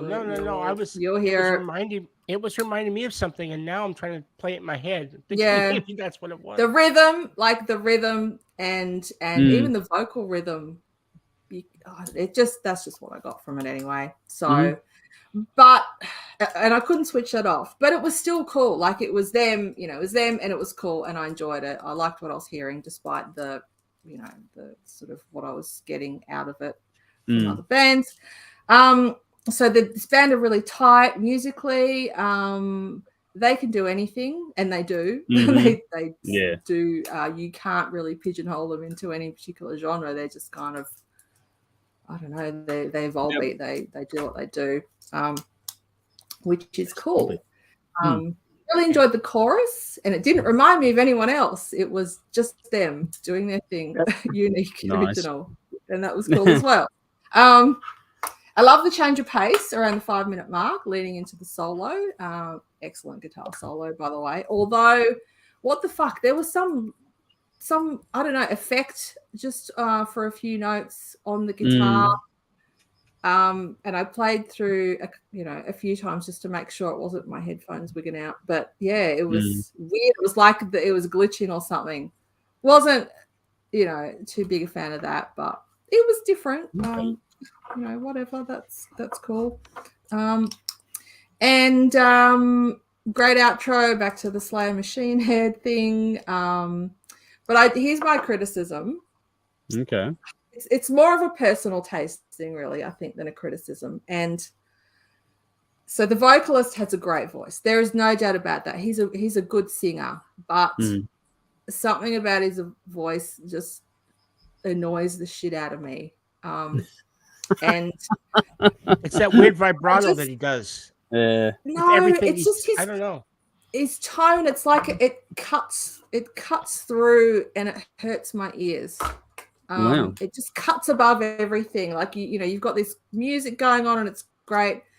But the verses in this, awesome music, and I just don't think his vocals match. I think the verses needed something with a bit more grit, a bit more growl. Not necessarily harsh, but just he's just got such a clean voice that I don't know. It just, I don't know. It suited the chorus, but the verses, it's just kind of irritated me. And there's only so much of this guy's voice that I can listen to. So one song is fine, but yeah. Anyway, that's just a personal thing. It's not a criticism on his ability. But otherwise, really cool song. I like this band. I will probably still go and listen to the album on the back of this. I think it's one of their more recent ones too. Yeah, it is. Right? I think it's their most recent one. The last Yeah. So I enjoyed it. One of the songs that you put forward, I enjoyed the most. There we go. Times. There we go. All right. Well, we have like you two are actually playing nice this week. So Conrad, wow. What made you choose this one, mate? You don't get comfortable there, Bill. No. This is where Conrad says he hates his own song. Yeah. We haven't heard that before. Yeah. I love this band. I think they're one of the best things that have come along in the last 20 years. At least 10, 15 years, they're one of the best bands that have arrived. They just can't do any wrong. They can't put a foot wrong. I can't think I've heard anything from them that's made me go, hang on a second, what are you doing? I think they're fantastic. There's a reason these guys are enormous over here. In Europe. They're solid. Massive. They're headlining festivals over here, So it annoys me that in a country like Australia, they haven't taken off so well over there. Yeah. I saw them. I've seen them over here headlining festivals in front of 80,000. In their home city, they can play to 40,000. I saw them at the O2 Arena with Alter Bridge, and that was a killer show. That would be good. So yeah, they're just one of those bands that are really big here in Europe. And then I saw them in Australia playing to a couple of hundred people, and I was like, what the fuck? Yeah, unfortunately. And that was in a tiny venue. But it was a great show. It was amazing. But, and they did. That was the only time they went out there was on that Soundwave festival. It's the only time they went out there. And it's a shame, but that's the case with a lot of these bands. Unfortunately, it's just that, it's the way it is out there. So no, I just love this band, and this is a song off the record that wasn't as instantly catchy as some of the other songs on the record, and I thought there was a feel and a vibe about this. I just dug. There's a groove to it. I just dug, and it's a little bit different to some of the other tracks, and I thought I'll choose this because it's a little bit different to some of the other more instantaneous kind of songs. So yeah, that's why I chose it. Hope you enjoyed it. Well, let's find out. Let's do the rest of us now. So Jeff, Dave, myself, thumbs up, thumbs down. Where we land with this one? Thumbs up. But I use the horns. Fuck the thumbs. It's the horns. Yeah, horns cool up there. song. All right. I liked it a lot. In fact, because that last album that we did a while back, I wasn't a massive fan of that, but I really like this song. Really? That was cool. This album's killer. The whole record. Yeah, no, I love this album. I'll be listening. The whole album is I'll give it. whole album's really, really good. It's really love solid. how dark that album is. That album's just got a nice little, nice and sinister, that one. I enjoyed that one quite a bit. If Outlaw Gentleman Shady Ladies didn't get your attention, try that one because it's... Yeah, it didn't. Yeah, I liked it, but I didn't think it was like... I remember my criticisms, but there's something about this song, and I haven't heard this song, and I liked it a lot, yeah. Yeah, no, Servant of the Mind is a cracker. I enjoyed it quite a lot a couple of years ago, so it's a good album. But it's only 2 years old. Yeah, 2 years old. 3 years old now, yeah. 20, yeah, so it released 21. 21, so yeah. They should be due relatively. They're pretty prolific, so hopefully soon enough there'll be another album. They are. They knock out an album every 2-3 years, yeah. Yeah, so maybe 2024 we know one from them. Good band. They are good. Consistent as all shit too, which is good. Yeah. Let's see. Adrian says this song is a banger. So there we go. Michael says Volbeat really enjoyed pick of this week. The vocals will always remind me of Ecstasy and Bob Mould vocals. Obviously different music. Love his vocals. There you go. Ecstasy. Fuck, I've heard of Ecstasy in years. Like the old 60s. Bob Mould was in Husker Du, was he not? Yeah, I think he was. Oh, yeah. But wow, okay, that's some deep cuts information there. Nice, yeah. Like the old psychedelic rock band XTC. No, the British sort of a British punk sort of came out. Okay, yeah, the British punk sort of part of that movement. Yeah, sort of late 70s. Yeah. Okay, yeah, not the 60s. I'm sure we'll get confirmation in a second. Husker Du as well. I'm sure someone will mention it. Yeah. What do we got here? Guy says, greetings from Denmark. Good to see you. And of course, from Denmark, Volbeat. So there we go. There we go, Guy. Good to see you again. Adrian says, this is a really good song. One of their better ones, honestly, which is cool. Michael says, love the guitars on it. We'll have to have another listener check out Bell's glitch effect comment. It was a very small thing there. Adrian, I love the guitars. Got a great ear for music. Definitely going to check them out. Thanks. Yep. So Adrian enjoyed it. Vinny says Volbeat are an all-round entertaining band. They were great live at the SP about 10 odd years ago. They are a fantastic live band. Oh, the SP's an awesome cool venue. Yeah, that would have been a great venue to see this Volbeat band. The fucking SP before it became a hipster dive. I saw them on the same tour, and I saw them in Sydney, and they played a tiny little venue. Yeah, up there, fucking hell. Yeah, that band in a smaller room would be fucking fun. Like it'd be it went berserk. The place went fucking. I've seen video of them at fucking Wacken, but seeing them at like the SB in the Gershwin room, fuck yeah, that'd be cool. And Michael's going, yes, Ecstasy, a song you might know, Sense is working overtime, Dear God, General and Majors. There we go. And Michael's also said, yes, Husker Du, so there we go. And Ladder had Richard Branson in the film clip. So there we go with Dear God, Generals and Majors. So there we are. All righty. Let's keep us moving along because now it's time to move over to another Australian band. Oh, hang on. Before we do, Nath Will. Hey, gents. Nath from Old Ice on Mercury. Wow, cool. Good to see you, man. Hey! You're keeping well.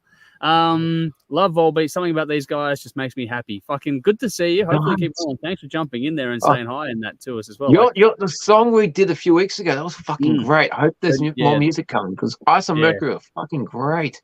Miss that band, miss you guys, and that last song you did absolute fucking crack. You guys played the last show at the Elephant and Wheelbarrow in St Kilda. I was there, and that was a fantastic night, but the venue was closed. Yeah. You guys, that was a fucking great show.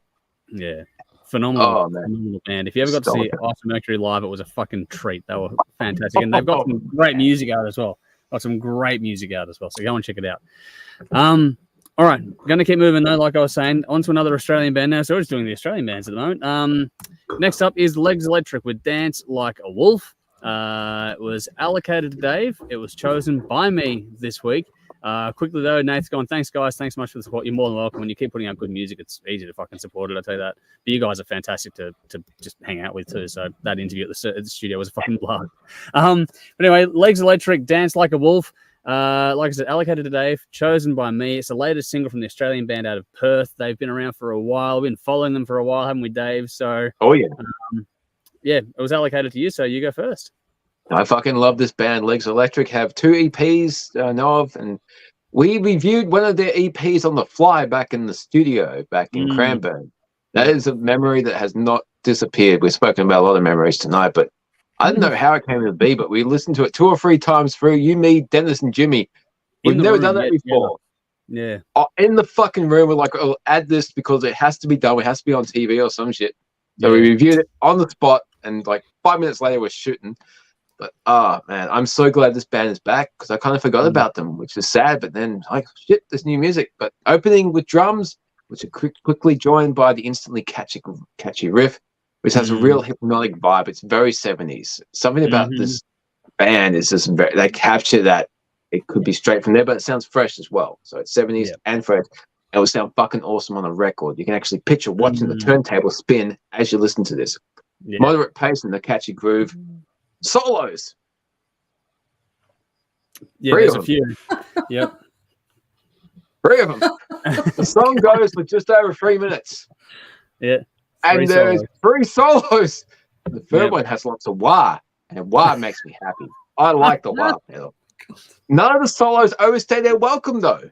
No, they're good. And it's not like they're cut short or anything. It's just a great addition to the song. They know when to fucking bring out the solo. It's the icing on the cake. Everybody likes cake. I like the icing. And like when I was a kid, I would just go to the solo and eat the icing. I enjoy the whole cake and the icing too. The lyrics are great. There is a great hook in the chorus. That's just coming, she's coming. Whispered part is really, really cool. That is a great little drop down part. It's all happened in 3 minutes. The whole dance like a wolf. She's coming. She's coming. Fuck yeah. I am so glad we're getting new music from Legs Electric. As I said, both the EPs were fantastic, but fuck, I am excited because they got to do a full album. They got to come over here. Hopefully, This was back in the time when I was interviewing every fucking band at the time we were doing the radio show. I never got to speak to the girls from Legs Electric. They haven't come over here to the best of my knowledge, but I would love to see these girls live because they are fucking great. Yeah, I'm stoked. This is awesome. Great pick, man. Cool. Cheers. No, I think the time that I did interview them was maybe the one and only time I've been to Melbourne as a band. Yeah. So they were cool. But yeah, like Dave said, a couple of EPs are absolute crackers. And they've just been a band. They've gone through a few lineup changes in more recent times. So it's been a bit sort of stop and start. People have been having kids and that too, which sort of, rocks the boat a little bit. But they've come back with this single for the first time in a while, and they are just as good as ever for me. This kind of puts me in mind of it's an evolution for these guys, not a big one. Like you listen to the last EP, it flows naturally from that, but it sort of feels like, you know, when Stonefield were more focused on classic rock before they went sort of into the doomy stoner kind of vibe. This feels a bit more like that kind of era. So if you know that Stonefield era and you haven't heard of this band before, there's a good little reference point for you. It's just classic hard rock infused with the 70s, like Dave said. Loads of groove. I absolutely love the fucking mix of this thing. It's warm. It suits the band. Emma out the front, like, she is a phenomenal vocalist.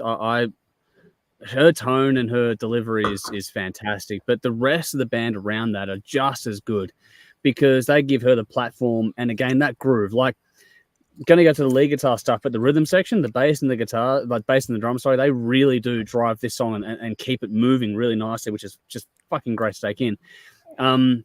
But you've got to give some special mentions, like Dave said, to the lead guitar work here, especially the main. Like there's the 3 solos, but the main one toward the end, that one was really cool. That's the best way to sum up this whole song for mine. It's just that word "cool" in the old school classic sense, like when someone was really just fucking that's cool. They're not reinventing the wheel with this stuff, but they're doing a damn fine job of keeping it all fresh, which is the important thing about it. It's interesting. It's engaging the whole way through. There's that hypnotic quality, especially when they go to the quieter parts, which is nice. I like the lyrical work in this song. It's a very, it's very open to interpretation, but it's a very, very it's really well done. It flows. It's a smooth piece of work all around. And the video does a job nice to do. It has that whole performance-based clip, but it sort of ties in and out with the 70s influence of things with different effects going on. But there's that part too where they use space well in the writing of this song, where they allow just the group vocals to shine. They sort of stop the music, the group vocals come in, and then for a couple of words, and then the band kicks in again around it. It's a great moment. The tempo shifts all across this song. It's a shorter song, but they've got quite a few gear changes in there too, which is a bit of not progressive, but there's just that little bit of you're going to throw some twists and turns your way. So I love this. I hope that this is a sign that there's much more to come. There's no word of anything yet, but I hope there's a lot more to come. Hopefully sooner rather than later. But for me, yeah, big thumbs up as well. I fucking love it to bits. I love the girls. So hopefully this is, you know, a sign of things to come, but we'll have to wait and see. But let's do the round. So Conrad, Jeff, Bell, thumbs up, thumbs down. Where do you land with this one? Thumbs I up, really thumbs like up. these guys. Yeah. Sound, like Dave mentioned this. Sorry, they had a really cool No, that's all good, sound. Conrad. didn't get. I think you'd like it. I think Yeah, Conrad would You like will it. like this, definitely. Conrad. Yeah. Yeah. They got Yeah, a Conrad, you're very old cool school, sound. man. This is Yeah. like as old school as it gets, but it still sounds fucking fresh and inspiring. It'd be cool. Okay, cool. To see what you think of it. Yeah. But I'm glad I'll check it out. did the round. I'll have a look. Nice. Hadrian says, very cool. Think I'm in love. It does have that effect. Aw. Yeah. You don't know. says, this song rocks, catchy hooks. It does. And Adrian also said they have that corrosion and conformity sound. There's a bit of that in there too. It's a bit gnarlier than you think. Like there's that tonality to it, which is cool. So there we go. That's the first time. That's the first time that Dave and I've sort of gone back and back with a song there for a while, which is cool. Bit of a blast in the past there. But let's move on. We have one more song to go. Keep going. Keep going. And this is Saxon with Hellfire and Damnation. Allocated to me, chosen by Jeff. I thought Dennis made an appearance then. So Jeff chose this one. It got allocated to me. It's again Saxon, Hellfire and Damnation. It's the lead single, I think, and the title track from the band's upcoming album due January 24, 2024. It will also be the 24th studio album from the English band. So there's a whole lot of 24s going on, which actually kind of fits rather nicely when you break it all down. That's right. Look, I'm a fan of Saxon, so this is going to be easy for me. But I know there's a lot of hype around Judas Priest. There always is when they, after Firepower and what they're doing at the moment, the 2 new singles coming out and all sort of stuff. But for me, I think that this song is at least equal and possibly better than maybe the last single from Judas Priest. For mine, I think that this is a fucking banger. It's an epic track. Yeah. It's got the traditional British heavy metal thing all over it, but it's got the riffs, the space, the vocals, and my God, the vocals. Biff in his fucking 70s, my God, what the fuck is going on? What a talent that man is. He is just blitzing it. I don't know what's going on, but fuck, he is one of the best still. I love the writing. The mid-song change to the groove section on this one that sets up for the solo is fucking brilliant in there. And I love how this song in particular is not a million miles an hour. Like a lot of other bands tend to get tempted to go faster and faster. And this one just nicely just sort of sits in the pocket and does its thing because it breathes. And that allows, in turn, the punch that is the weight of the sound of the song to really fucking land. It's from the overall feel, the tone, and all that sort of stuff just adds this heaviness to it, which is cool, along with the lyrical content, which is fantastic. But then on top of all that, you get the guitar work, you get the solos, you get the dual guitar work in this one. You got all the things you want out of classic traditional heavy metal, and it's just there and done well, and it sounds so fucking fresh today as well. Like I said, I love the rhythm section on this one. The use of space, the mix is perfect. It's nice and meaty, and everything packs that punch like I'm talking about. And there's a cool video to this one as well, I've got to say. Yeah. Lots of layers to it, but it's little things like little red eye touches there, and the layers being chosen to accent certain lyrical moments. When it's from the angel, it's like the whole thing about the devil or the angel on shoulder kind of thing, whichever way you want to go.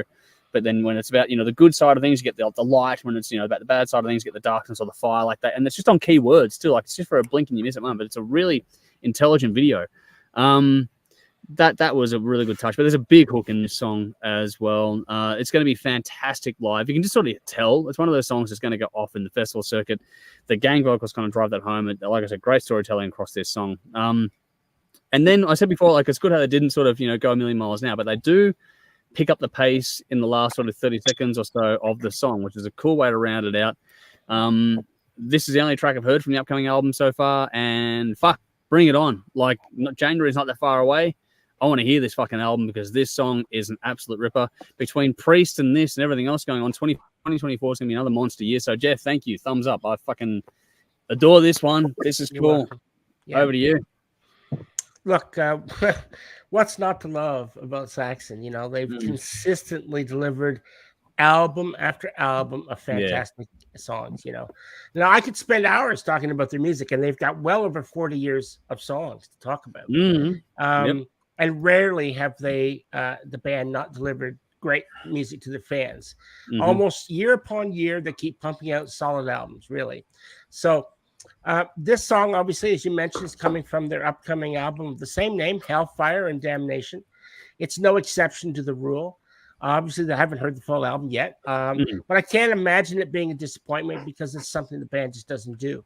Exactly. So here, the band, we find them discussing two of the oldest dualities in the history of the world: good versus evil, dark versus light, day versus night, heaven versus hell, God versus Satan. So I don't think Saxon is turning into a Christian rock band. No, is there anything wrong with that? But rather, they're exploring topics that seemingly have has something that everyone has a strong opinion about.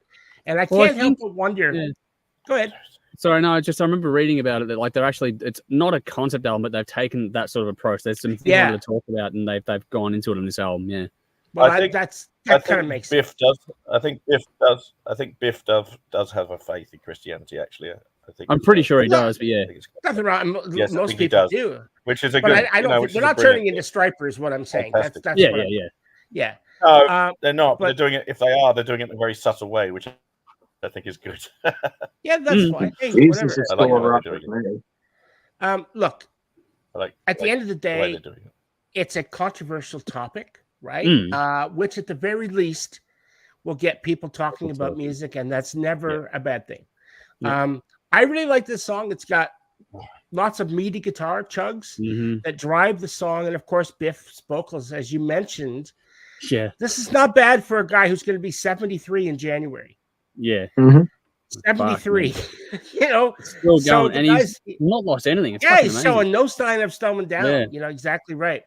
I have been a fan of this band since the very early 80s. And to this day, I consider Denim and Leather, 1981's Denim and Leather, one of my all-time favorite albums from anybody. Yep. And I also couldn't help but notice in the video, there was something, I don't know if you had longtime fans, but there was something different in the video. So on guitar, we had Brian Tatler of Diamond Head was also playing guitar in the video. Yeah. So I found out that that Paul Quinn, the longtime guitar player who was there from the beginning, has retired from the band, from touring. That happened this year. This year, wasn't it? That's right. This year. So Brian Tatler from Diamond Head has replaced him. Now, I don't know if that's going to be a permanent thing, but he fucking fit right in. And he just it was like he'd always been there. You couldn't tell. You could not tell the difference. No. That's right. And so, like I said, I'm always been a Diamond Head fan, and Diamond Head, fan, and they've obviously got a legendary reputation. They've been around for pretty much as long as Saxon. I think Saxon formed in 75 and Diamond Head 76. So they've been around. Yeah, exactly. And they're both from the forefathers of that, the new wave of British heavy metal scene. New Wobum, as they call it. That's right. So they've been friends for decades. I'm really looking forward to this album. Obviously, I think it was November 19th. Is that what you said? Because that's what I think it was supposed to be. And originally, it was supposed to be out November 19th, and I don't know what's happened. It's back to January 24 now. It's January, okay. January 24, 2024, the 24th album is going to drop. So I think that might be a bit of a reason why. Maybe that's probably why. Yeah, maybe it was probably a promo somewhere in the radio. They said, hey, wait a minute, let's do it. Because I think originally when I was reading about it, the album was actually supposed to be out November 19th. So I was looking everywhere. I'm like, well, fuck, what's going on? And none of the streaming services carrying it. Yeah. So, but all right, that makes a lot of sense. But I am really looking forward to it. And like I said, I was a fan of their last album and the album before that. All the way back, I've been a fan of these guys. So I'm glad that everyone, or at least you, like that. I don't know about everybody else, but I love this fucking song. Can't wait. So it's a big thumbs up from me. Yep. Cool. Well, everyone else, Conrad thumbs up. Dave thumbs up. Absolutely. Bell, thumbs up. I wanted to post a picture. I'm trying to post you a picture actually of of a tour I'm going to see involving Saxon. I'm trying to post you might put it in Messenger, mate. It's not going to work in here. Yeah, it doesn't work in this platform. Put it in Messenger. Okay, I can put it in Messenger. I'll put it in Messenger then and see how we go. All right.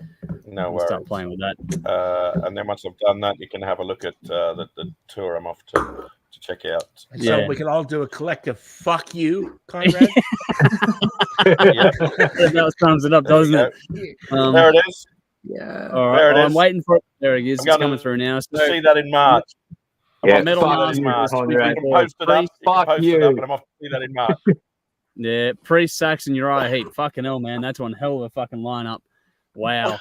I'll work out. I can't wait. On the fly is a bit tricky right now, but yeah, that's a fucking hell of a lineup.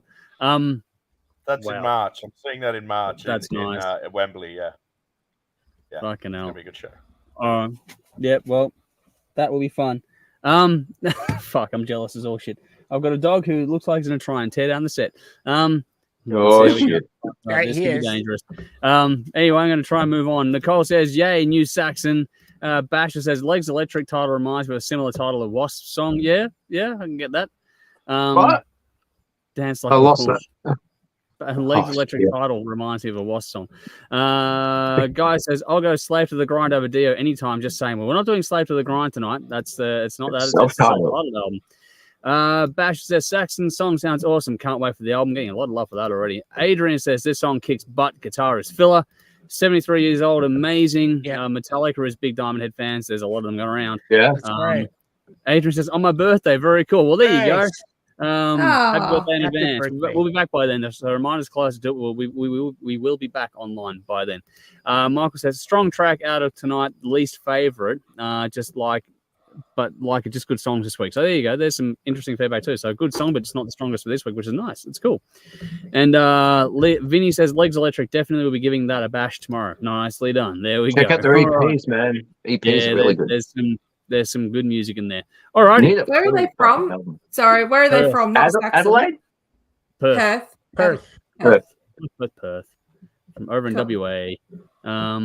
And Vinny says Saxon never disappoints. No, they don't. They do not disappoint. They're one of the few bands that genuinely you can say they do not ever. That's true. That's hard. Can you imagine how hard that one of the most consistent bands ever. Yeah. 45 years or whatever. Fucking crazy. Yeah, I know. I just realized that Vinny put in Saxon and he's gone Saxon. Oops. It's a shame it wasn't an oops. What was that, Conrad? Shame what? It's a shame that Saxon's biggest hit that they ever had is not one of their songs. Yeah. So Saxon, the biggest hit Saxon ever had is not one of their songs. That's a real shame. And that was Run Like the Wind. That's not one of their songs, but they had a big hit with that, and that's what they're known for. And it's like, hang on a minute, they've got all this other material. There's Dallas 1 PM, 7 for Strangers in the Night. Yeah. Who did Run Like the Wind? That's a great, it's a great song. It's just like Run Like the Wind was not their song.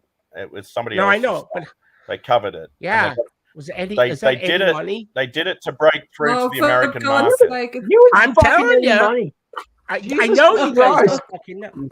You got a massive boner for Eddie Money. I'm going to look it up. I'm Cross, I think. So there we go. Oh, Chris Cross. I thought that was Ride Like the Wind. No one's that's right. No, you're right. Actually, that's right. Don't know why. Hang on. Run Like the Wind. I'm putting it into the.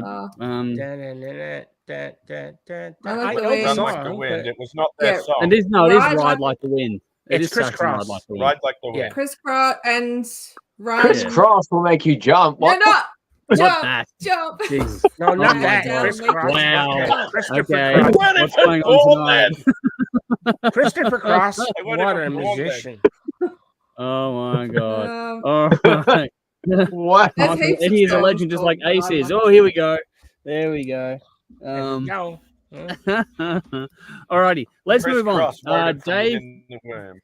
Yes. Dave has a little something special for us. I'm going to put Dave into solo layout for a minute while he gives us a little story time. Here we go. So over to you, Dave. Alrighty, so I saw a concert. Went to a concert for the very first time in a long time. So we saw Måneskin. Australian bogans call them Mainskin. The correct pronunciation is Måneskin. Now, for those who saw my daughter's review of one of their songs a few weeks ago, we have filmed an actual concert review. Me and Jade. We'll edit and we'll release soon. But this was Jade's first concert. She's become a massive fan of this band. Everything in Jade's world at the moment is Måneskin. I love this band too. I think they're fucking brilliant. So I surprised her Thursday day of the concert. She didn't know that she was going. I had tickets. And when I picked her up from school, I had the ticket on my phone, just like, do you know what this is? It's a ticket. So, yeah, she got really excited. So her first concert, we arrived early, sat on the grass for a while before the doors because there's no point lining up. And then we hit the merch stands, got her a T-shirt. Just my own observations, the crowd was really diverse, different ages, different types of fans, lots of Guns N' Roses and the Metallica T-shirts, actually. I saw someone in a Trivium T-shirt and someone in one of those death metal T-shirts that you can't read the fucking writing.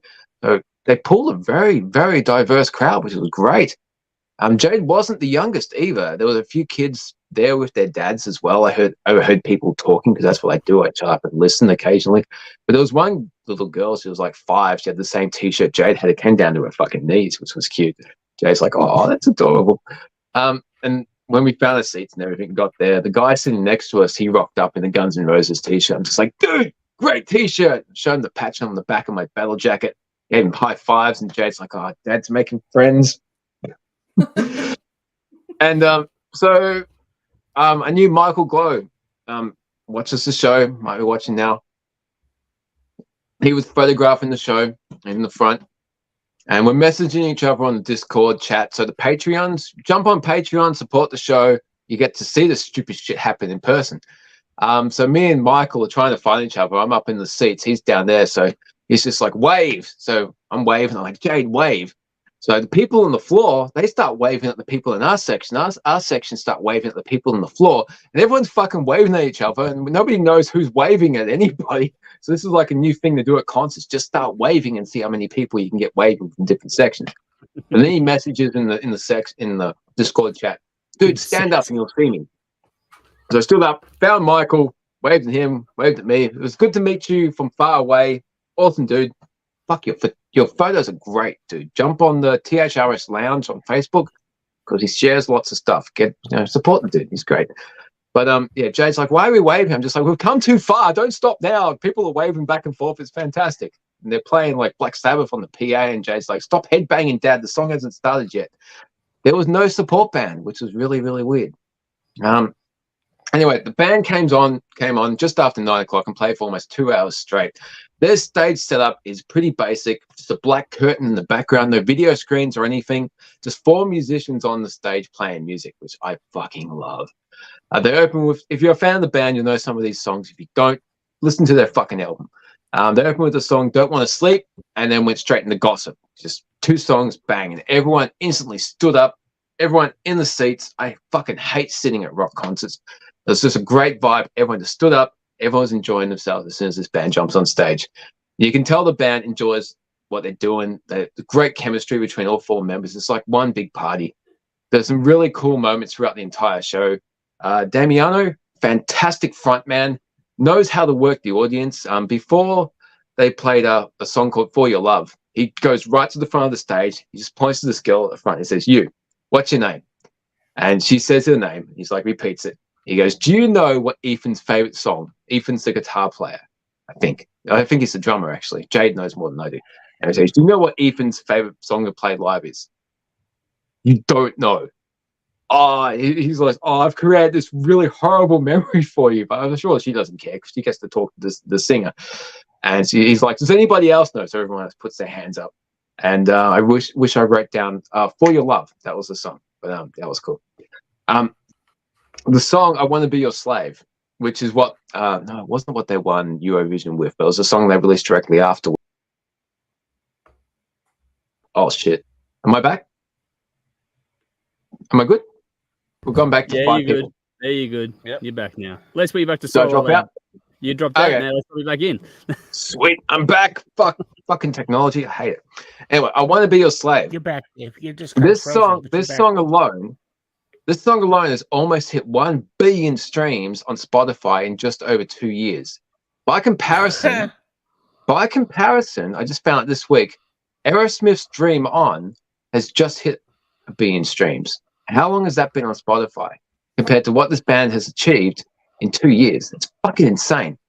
Anyway, they played this song about halfway through, and Damiano gets the entire place, the entire Margaret Court Arena, to squat down. Everyone in the pit squats down, everyone in the seats. Jade sat down, I sat down. And he's like, at the count of 4, we're going to fuck this shit up.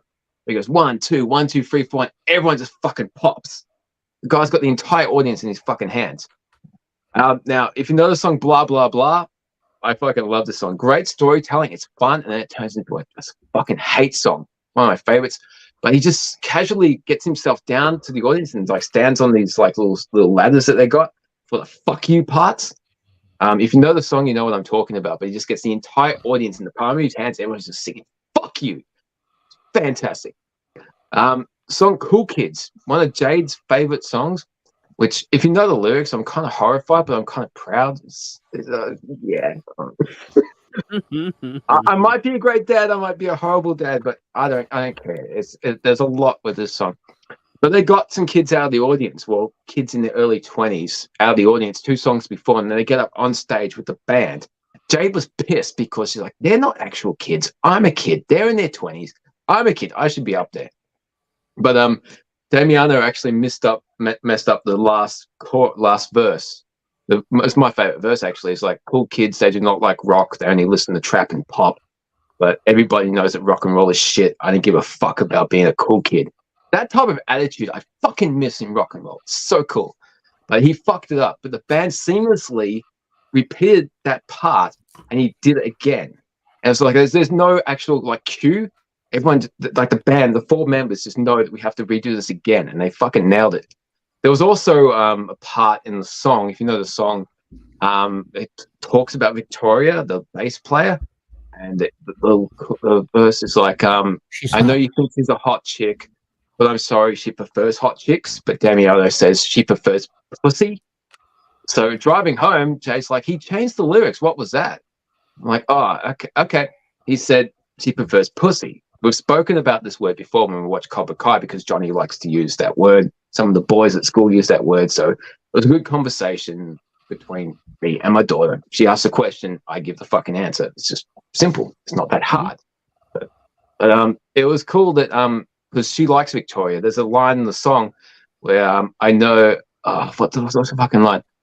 I know you think she's a hot chick, and he hands the microphone over to her, and she's like, you fucking pig. Jade loves that line. She actually did that line, so she was quite serious, but that's fucking cool. The band is very much a party band, but occasionally they do a serious song called Gasoline, which is directed towards fucking Putin and in support of Ukraine. One of the most serious songs that they do. And I'm not really into politics in fucking rock and roll, but occasionally if a band that's a party band will do something serious, it makes you pay attention because it's not the same dreary, boring shit you can get from the fucking news. But the song Gasoline, they got this really cool lighting where they like blacked out the entire audience and the stage is all red. And as it builds towards the pop in the chorus, the lights come up and you know the whole fucking audience is going to be singing this song with the band, and they nailed that great. I've never known a band to play the same song twice in a live show, but they did I Want to Be Your Slave twice. As I said, the song's almost got 1 billion streams on Spotify. So they played it halfway through and they played it as their last song. And they did the whole we're going to fuck shit up thing, and they did the whole poppy everything. It actually worked really well. I've never known a band to do the same song twice, and they did. A few songs they played I've overlooked on their Rush album and the EP they released previously, but it's always cool when you find songs that you appreciate more live. You go back and I like the whole fucking album now. I'm very much the same for my daughter. The 5 songs they've recently released as the extended version of Rush. Each of those 5 songs show how diverse a band this is. They played all 5 of them live. At one point, Victoria, the bass player, she does like a full semicircle through the audience. It gets into the audience and the spotlight follows her around. Thomas, the guitarist, he's crowd surfing at one side. Damiano, the singer, gets into the audience and does one of the songs from the previous EP. It's called In Nome de Padre, which is roughly translates into the Father, the Son, and the Spirit. It's a fucking brutal Italian rap song with heavy rock behind it. I found myself really enjoying it because I kind of ignored that song. But I don't like rap, but he fucking nails that song, and the band is heavy as hell. About an hour into the show, the band disappears from stage. No one's got any idea what's going on. In fact, a chant came up like more main skin. Then Damiano and the guitarist appear on the other side of the arena, like a little stage, and they do like a little acoustic set. The drummer is also on guitar at this point, and he I didn't know he could play guitar, but he's in like the jazz and classical music. So they did this song off the new additions to the album, Travesti, which is like a city in Rome. And those, like, I didn't really appreciate the song until I heard it live. Those lyrics are fucking beautiful. It's a fantastic song. Another highlight is the second song they did in this little set was a Jet cover. Are you want to be my girl? Do you want whatever the fuck that song was called? Do you want to be my girl? Yeah. He says, I'll talk about pressure. We did this song the night before, and the singer is actually in the crowd tonight. So he had to do it in front of the singer from Jet, which was cool. I knew it was going to be a good show, but they did exceed my expectations. Jade wants to see them again. I want to see them again. Jade wants to meet them. She got annoyed with two of the girls behind us. They were in their early 20s, and they screamed their fucking head off when Damiano took his shirt off. It was actually quite funny, actually. But after almost 2 years, this band is finishing their world tour. I hope they record the second album soon and continue to grow the momentum with the same excitement and experience that they've been having in the last 2 years, because they're getting bigger and bigger. I think we needed a band like this for a very long time. They've got massive crossover appeal. They draw so many different audience members. They've got rock, pop, punk, dance, ballads. They cover it all. A young rock band that actually rocks. It's no wonder Triple M don't play them. Fuck you, Triple M. You play fucking Coldplay and Imagine Dragons and call them rock. Go fuck yourself.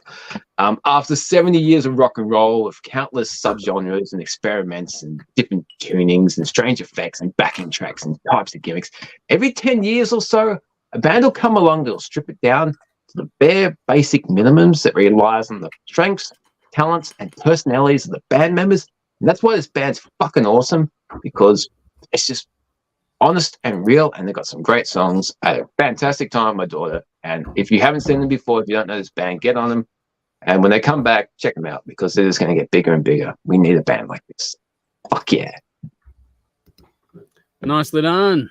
Round of applause to Dave, because that was fucking cool. Yay. Very, very impressed with that, and I'm glad that Jade had a good time as well, man. And it's oh, she did. She's got the bug. Then you've got yourself a partner to go to gigs with for all time now. Oh, yeah. Amazing. That's cool. It's one of the best things you can have going around. I can't wait till she can drive so I can get fucked up.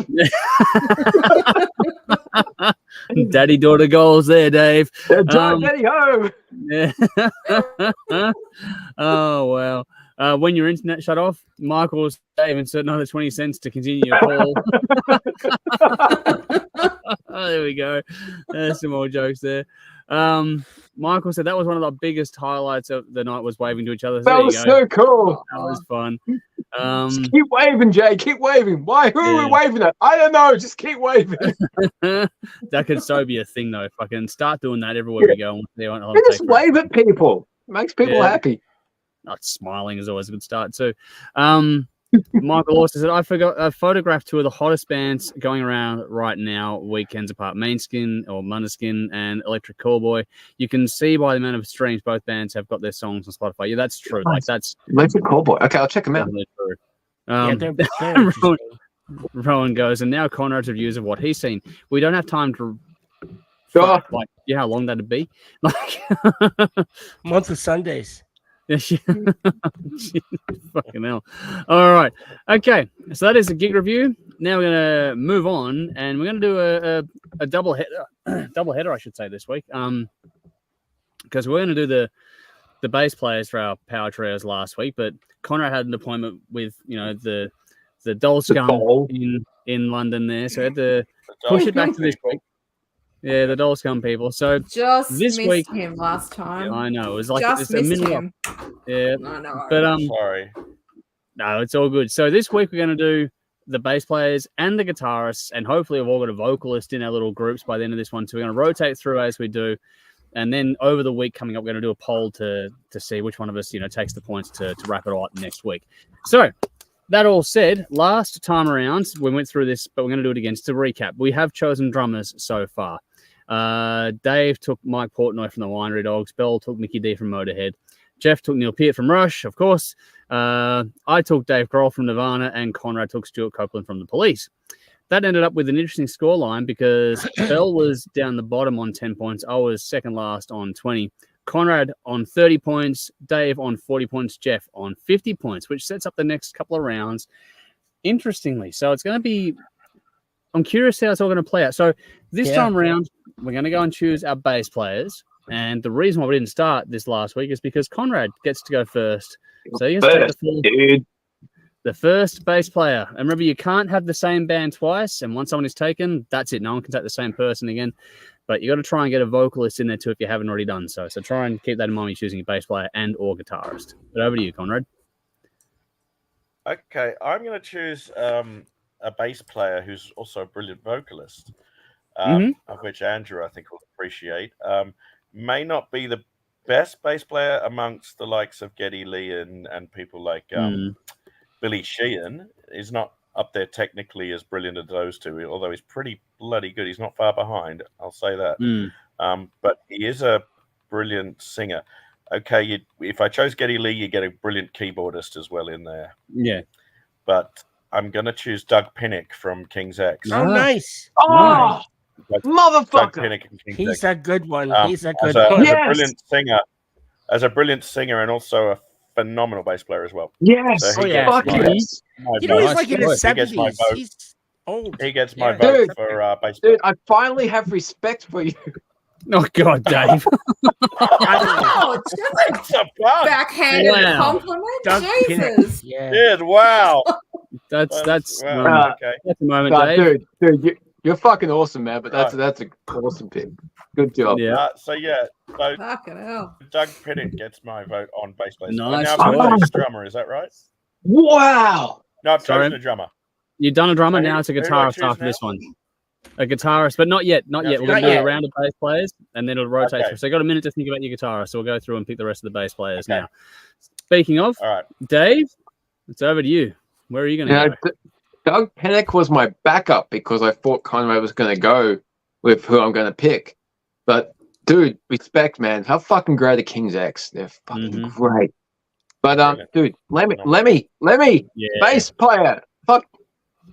I get Lemmy. Good I'm pick, happy. yeah. That was my main one. I had Doug Pinnick in the backup because I thought you were going to go Lemmy, but I'm picking Lemmy. So fuck the rest of you. I get Lemmy. Yeah, nope. Yeah, now I'm sad. I was never going to get to me either. I'm going Doug Pinnick on vocal. My job's done. I'm out of here. No. Yeah, well, it's as long as you get a vocalist in there, it's all good.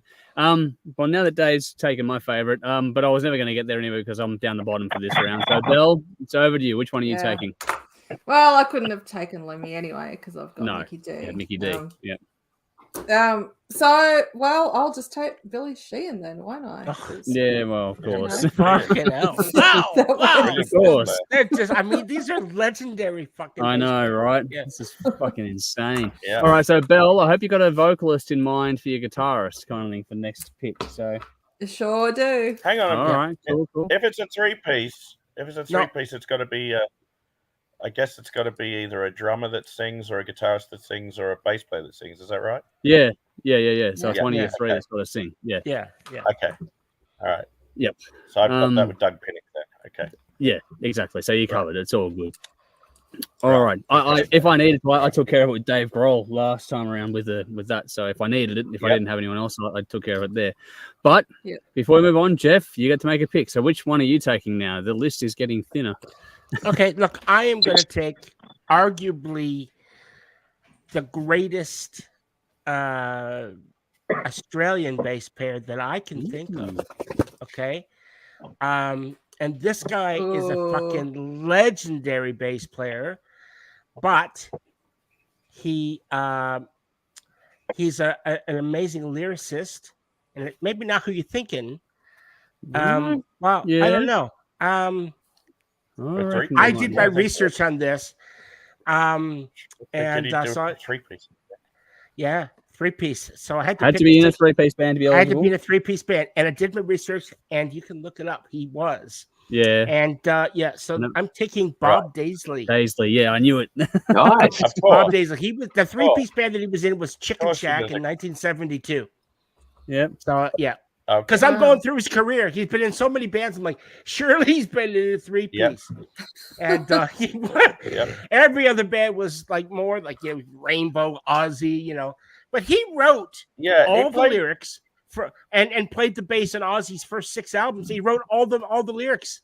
Yeah. For every Ozzy didn't write a fucking word on any of them. I don't think he was. People don't identify with him as being Australian. I think maybe that's because I guess he was living. Was he living abroad at this? Like he has forever. I think he was living abroad. But he lives here now. I mean, he's back here. Now, but born back here. then he was. Yeah. But back in he was in Rainbow, wasn't he? He was in Rainbow. Yeah, he was. Yeah, Dio. He was in Rainbow. Yeah, but just before joining Ozzy was Rainbow. Yeah. But he does some mixing for local bands and that here too. Yeah, he was in Living really Loud, which is another. I think that they weren't 3-piece, but Living Loud was an Australian band. So it's Steve Morse, Bob Daisley, Lee Kerslake, and was it Don Airy on keyboard? Somebody I can't remember now. But Living Loud, Jimmy Barnes on vocals. That's it. Yeah. Great band too. But Bob Daisley's my pick. I knew nobody would touch him. Well, maybe. I was hoping anyway. Well, I was thinking, I didn't know he was in a 3-piece. Chicken Shack, 1972. Yeah.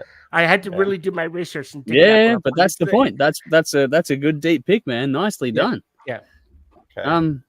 Which leaves me at the end here, which is kind of quirky. I wasn't sure I'd be able to get to this one either, but I'm going to take it. I'm going to take Geddy Lee from Rush. Yes, good call. You can't go wrong. We all make He's saying. Well, you get a keyboard. You get a keyboard player in that as well. You see, and a vocalist. Yeah, and a you get a keyboard player and a vocalist. Yeah, as well as a bass player. Yeah, you can't go wrong. I'm going to take it. So that's that. Which means bass players are done. We're going to do a vote during the week, so now we're going to move on to the guitarist part of the equation, which is another interesting part of all this as well. Again, remember, you can't take the same band twice. The people you choose have to have been in a 3-piece band, and once someone is taken, they can't be taken again by anyone else. Person who goes last the round before goes to the top of the pile, so I get to go first this time around, which makes it really interesting, actually. So I'm torn between two ways, but I'm just going to go with what my heart wants in this context, because there's a little band out of Jeff's home country that I love to bits, and the vocalist and guitarist in that band, I think, is probably underrated for his guitar chops, but he's worth having out front. And if I can have him singing along with the rest of these guys, and the Tea Party. I'm taking Jeff Martin off the list. Right there. His vocals and seeing him perform acoustic solo is just fucking nothing short of phenomenal. So he's just a brilliant artist, and I wanted to take that one if I had the chance to do so, which I did now. So that completes my lineup. We'll go through a complete lineup in a second, but Conrad, you get to take your guitarist now. Okay, well, I would be an idiot to pass up either Steve Vai or Satriani, but I don't know if they ever played in 3-pieces. They probably did. I'm sure they probably would have played in a 3-piece at one point, either of those two. But I'm going to go with, obviously, Alex Lifeson from Rush. Yep. Nice. There it goes. Nice. I knew the dog was going to do that to me. He's an amazing guitar player and very underrated. Definitely. Incredibly underrated guitar player. He's one of the greatest texture guitar players, I would say, in the world. Without a doubt. Oh, yeah. One of the greatest guitar players in metal, but he's never made. He's not considered that. Yeah, no, not really. He's not considered that, but I mean, by his peers, by a lot of peers, he is. But his peers, by a lot of his peers, he is definitely, but certainly not by a lot. He's got a new band, actually. He's got a new band. Yeah. Well, they've been around called Envy of None. Well, they're actually working again. He's working again. Him and Geddy Lee are going to work. Him and Geddy Lee are going to work together again. Yeah, they just stated they are. They will be working together. You're going to try and just sort of see what happens. There's no guarantee. I think it will. I just ordered Geddy's new book, My Effing Life, which you're going to try to see. I wouldn't. I wouldn't be surprised. I wouldn't be surprised if Portnoy came on board. That'd be cool. What I think is going to happen, I think that they're going to have a rotating. Portnoy was the understudy. They're never going to get one drummer. It's going to be a rotating thing of all kinds of different drummers. And it'll be more of a studio project, and it won't be like Rush. They'll do something different, I think. So, yeah. Yeah. Anyway, we're going to move on. Dave, guitarist now. Okay. My guitarist is also a singer, and it leaves me somewhat sad and depressed because no one's picked him yet, and his album didn't hit the list for the 10 albums that we did for the debut albums. I was thinking about this guitarist a few weeks ago, and I don't think he's relevant anymore like he used to be, which is depressing as hell. Even if you're like a young aspiring kid who's picked up a guitar, I really don't think that anyone thinks or considers Jimi Hendrix anymore. Dave, he was my top pick. So he was my top pick. He's Thank you. Yeah. I am third. How the fuck has nobody picked Jimi Hendrix? Seriously. How the fuck did Jimi Hendrix Are You Experienced album not make the top 10s of the debut albums? Because that changed the fucking world. Pisses me off. I'm picking Jimi Hendrix. I'm going, is he talking? What's he talking about? Because it has to be Hendrix, man. The guy is fucking God. Yeah. He's a fantastic guitar player. He was a beautiful singer. His lyrics are amazing. How can you not pick Hendrix? Now let's just. I'm going with Hendrix, man. It's the only right answer. It's all right. That was Lemmy. I'm front man for a power trio ever. Fucking Hendrix. End of story. All right. Well, look, the good news is you got him. You got him and the audience. Yeah, he was my number one pick, but hey. Yeah. And the audience will decide. And I don't regret my number one pick. I'm happy with my number one pick. No, I am so old. Who's up next? Well, Bell is up next. So which way are you going to go now? Yeah, well, Hendrix is out, so there goes that. Sorry. No, it's probably best that he. Funny you picked Hendrix because him and Lemmy were actually friends, and you got Lemmy as well. Yeah. Lemmy was his roadie. Yeah, he was. Those stories are great. Wow. Oh wow! I didn't know that. That's cool. Yeah. He can't remember much because there were fucking dragons poking out of the wall because of all the acid he was on. They were on acid. They took a lot of acid back then. There was a lot of fucking acid. They had some fun, didn't they? Mm-hmm. Anyway, Belle. Okay. All right. Look, I could go 3 ways here. Well, there he is. I could go relatively modern. I could go Australian, or I could go old school. Oh, I don't really know what to do. Can I pick 3? No. One. Face the purpose. All right. Well, I'll just go with Eric Clapton then because he's probably the. Well, he was my number 2. Cream. Influential. Yeah. That's the only 3. That's the only 3-piece band he's in. Cream. Yeah. It's a shame he's a cunt. No, he's not really. Yes, he is. He's a cunt. Let's not get into that. It's just move on from that one. All right. So we've established Eric was in a band called 3-piece band called Cream. Jeff, what is your choice then to round this out? Well, so my number 1 was Hendrix. My number 2 was Clapton. Thanks, guys. And that's okay. There's only one. Well, I need a guy who can sing, right? So because I've got Neil Peart, he didn't sing. He wrote lyrics, didn't sing. Yeah. I've got Bob Daisley, who wrote lyrics, didn't sing. So I got lyrics covered. Like fucking lyrics are down. We're gonna write the best songs ever lyrically. You can't got someone to sing them. You need a guitar player that can sing. ZZ Top. Ah, nice, cool, man. He can sing and he can fucking play. Yeah, Billy Gibbons. ZZ Top. Yes. That's a good pick, man. I had ZZ Top on my short list too. And that's a cool, like that sort of grumbling tone of things is kind of cool, actually. Man, I want a French ZZ Top tribute band. How fucking cool would that be? Wee. Oh my goodness. They're called Wee Wee Top. Get it? Oh well, that has like Shiwi commercial written all over it. Yeah. Anyway, oh wow. All right, so just to quickly recap before we completely fuck tonight. Wow. So to recap, for Conrad's lineup, Conrad has Stuart Copeland, Doug Copeland, Yep. Doug Pinnick on bass and vocals. Yep. And Alex Lifeson on guitar. Yep. Then Dave has Mike Portnoy, and Jimi Hendrix. What a fucking lineup, man! Bell has Mickey D, Billy Sheehan, and Eric Clapton. That's a cool fucking. Yes, I guess it is. Weird, I know. Yeah, crazy. Jeff has Neil Peart, Bob Daisley, and Billy Gibbons. About another weird combination. Yeah, fucking cool though. Yeah, and I've got Dave Grohl, Geddy Lee, and Jeff Martin.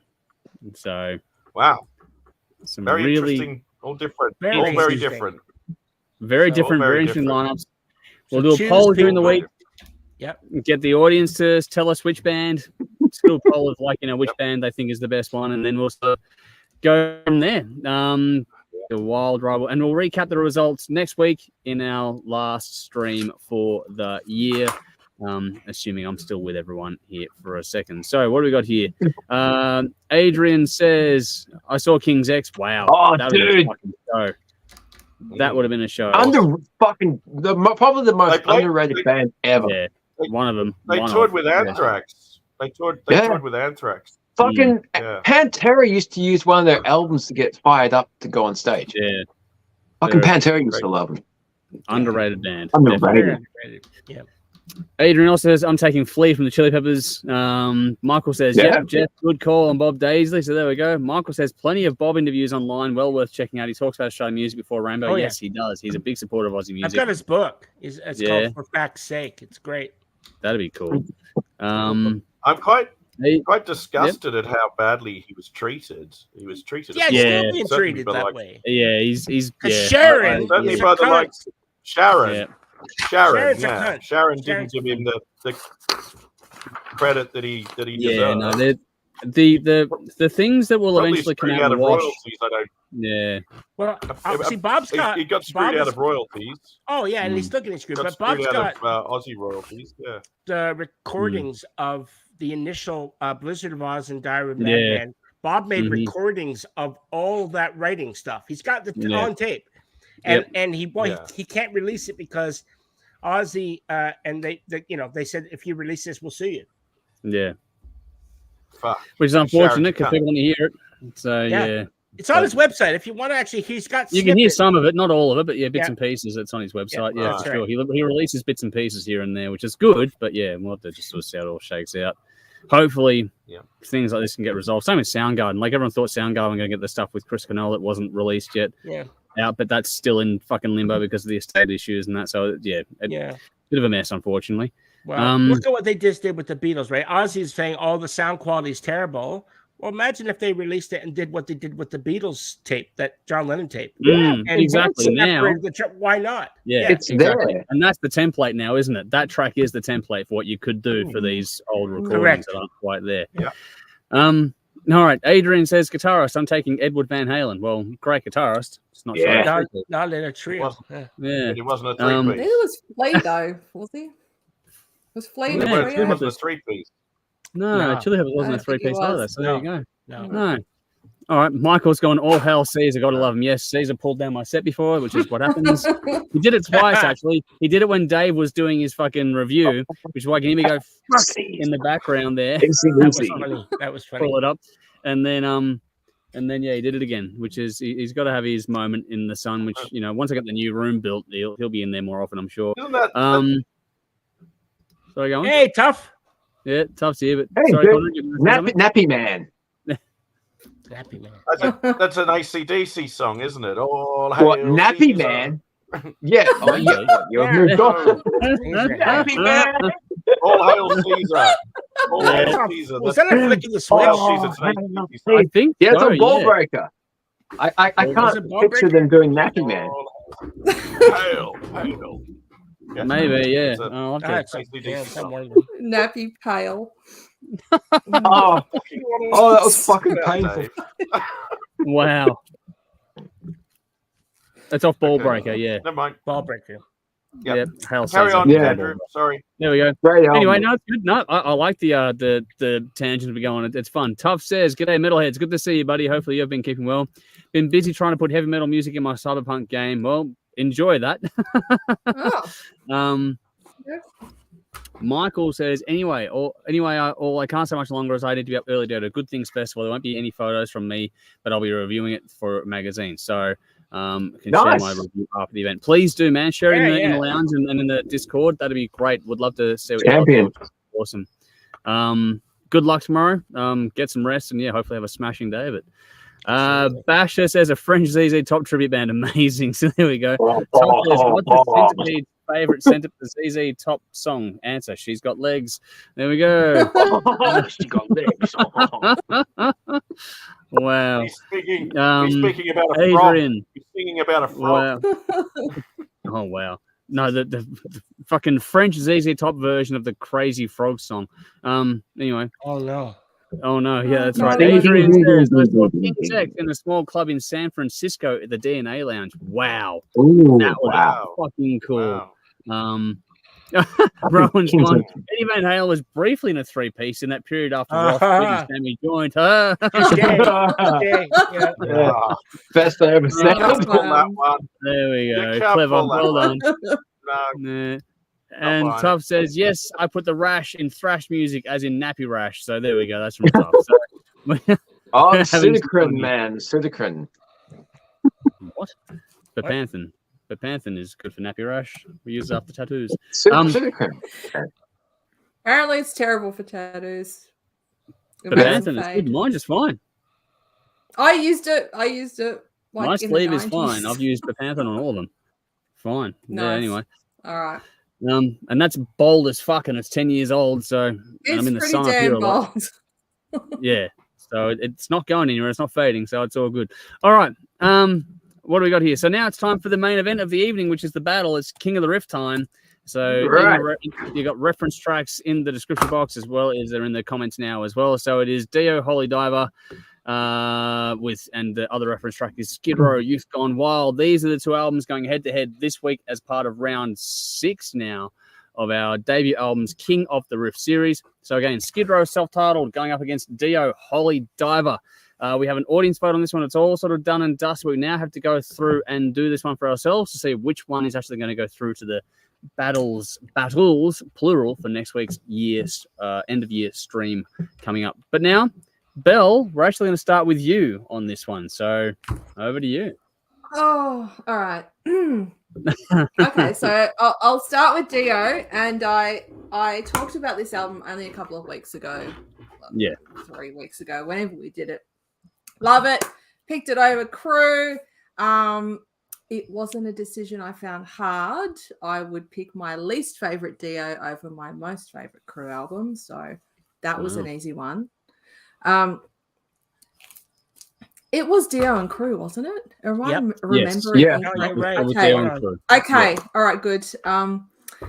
But I'm not going to cover old ground. I still love this album. Nothing new has jumped out at me after listening to it this week, so I'm going to leave it there and move on to Skid Row, which is, I think, it's just a different beast. And I haven't talked about this album yet. Yep.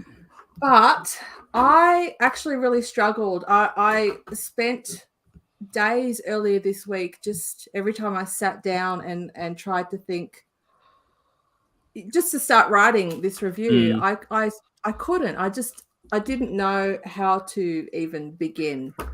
So I reached out to Dave and I said, you've been doing this for a long time.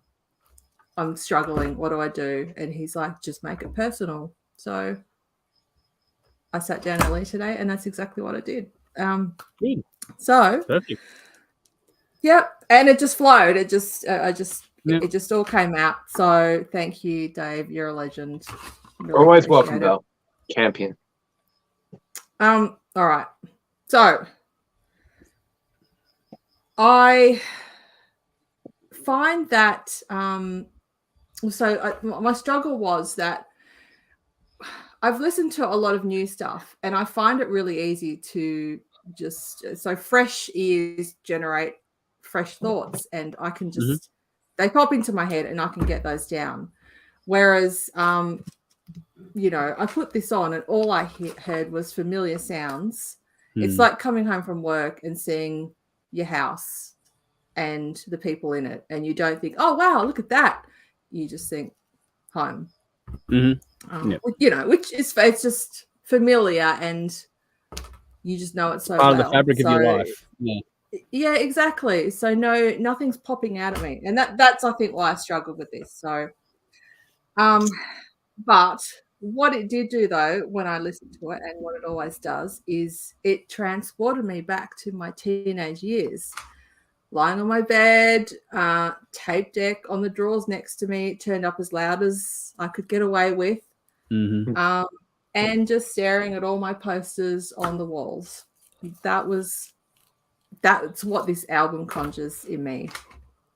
And I can literally picture it, the posters, like mostly Guns N' Roses, Metallica, Megadeth, Aerosmith, and of course Skid Row. And this album was on constant rotation for years. And I'm sure that this album would have got a workout second only to Appetite for Destruction. I just played it so much, which is why I know it so well. I know every word, every vocal inflection, every guitar wail, every drum fill, and every gang vocal line. Like most teenagers, I had my issues, but this was an album that somehow made me forget about everything that was troubling me and transport me to a place of happy fun. And if I wasn't lying on my bed alone, giving it a deep listen, I was listening to it while jumping around in my bedroom with my girlfriends who also loved it. Nice. And this album brought me nothing but joy back then, and it has the exact same effect on me today. And I listened to it just this afternoon, and I felt the same happy connection with the album and friendship. I know I haven't spoken about the music, but what can I say? That everyone here doesn't already know, and I mean everyone here, not just who I'm seeing, but everyone watching. Exactly. That's exactly the fucking story we needed, Belle. Yeah. Well, that's my story. Yeah. It's a very special album to me. That's what we needed. But yeah, I felt like I should say something about the music, so I've written some bullet points. By all means, go for it. So here's a little summary. The songwriting is well beyond debut level. The musicianship is heights above most of their peers at the time. Sebastian's vocal performance and style was at the top of the genre, and it's quite possible they may not have had success they did without him, despite the first 2 points. They wouldn't have. I agree. I think that's been proven now. Yeah. Without a doubt. Easy to say in hindsight, but I mean, you don't really know. That if Sebastian wasn't fronting the band, they may not have been as successful as they were on this debut album. Yeah. The track order flows perfectly. You couldn't start with a better opener than Big Guns. Oh, shit. And then the rest of side one was ordered beautifully. Youth Gone Wild is the perfect opener to side two. And again, everything flowed well with that. Noting that the two ballads are placed as a second last song on each side, which gives it a really nice balance. Yep. And when I say sides, I'm going back to the old, but that's how you explain what it means to you. Yeah. And sorry, but you know me, records. I had to pull this out. Yeah, no, that's the whole. Yeah, I love it. The whole point about music is that it's personal. It's meant to be part of your journey. So that's the whole point. Yeah. Yeah. This is very special. I've always loved the way Here I Am flows into Making a Mess. And I've also come to realize just how genuinely heavy this album is. It's glam, but it's got some bite and heavy riffs. There are no weak tracks on this album. It's a long-time personal favorite of mine. Even earlier today, I actually wasn't sure which way I was going to go with my vote. So I listened to both albums, and both are awesome. But I think I need to set my lovely Dio aside in this instance and go with this album as being the better true debut album. The energy and hunger is undeniable. So who am I to deny it? There we go. Well done, Bill. Nice. Another one. Thanks, guys. Well done. If you ever get writer's block, that's how you approach a belt, is just fucking make it personal. Go to your feelings. Yeah. Yeah. Music in particular is awesome great for that advice. because it's the soundtrack of your life. So go to your memory lane, go to those things, and that's how it's done. Make it fucking personal. Yep. Yeah, it's just talk about your experience with the album. Brilliant. Especially the older albums that we do. It's probably the best reviews that we do. Because, like you said, everyone's heard the albums. We're not going to be able to, you know, breaking them down is, you know, not redundant. It's fun, but it's, you know, it's not the same thing as when you get to tell a story. Yeah. Yes. But telling the story, your story, is an interesting way. Definitely the better way to go about it. All right, we have one down. I'm going to go next. Now, as the rounds for this particular series have gone on, it hasn't really gotten any easier. This one was a really tough battle for me. Starting off with Dio, I love his solo career. I love this album. I've lost count of how many times I've listened to it over the years. And out of these two, I've listened to this one probably more over the years, to be brutally honest. It's a great collection of tracks. You've got big highlights, obviously, in tracks like Stand Up and Shout, Holy Diver, Don't Talk to Strangers, Rainbow in the Dark, and more. But, you know, it's not afraid of gear change either. As we've said before, it's a real pro releasing a solo debut, not a green artist in any way, shape, or form. Some fantastic lead work in there, blistering solos, probably heavier than you might expect when you start digging into it, when you really get, you know, down to the nitty-gritty of just how flashy those solos are. Like, I like they just, when you actually start listening to, like, because on this process, you've listened to the albums to death. So I figured, okay, I'm going to focus on something different this time around. Just pay attention to lead work. And it's like, my God, they're fucking heavy. Like, these solos are, wow. Like, Vivian could play, man. Yeah, you know, like, it wasn't about that, but it was just, I never paid that much attention to, like, they're a great accent to a song for me. And when they're done well, I appreciate them, but I'm a rhythm player first and foremost. I like the rhythm and the groove more than the flash. And so for me, it was just like, okay, let's just actually dive into that. And it's like, wow, they're heavier than you think for a classic rock album. Like, they're really blistering. Which is just a little side note here. I don't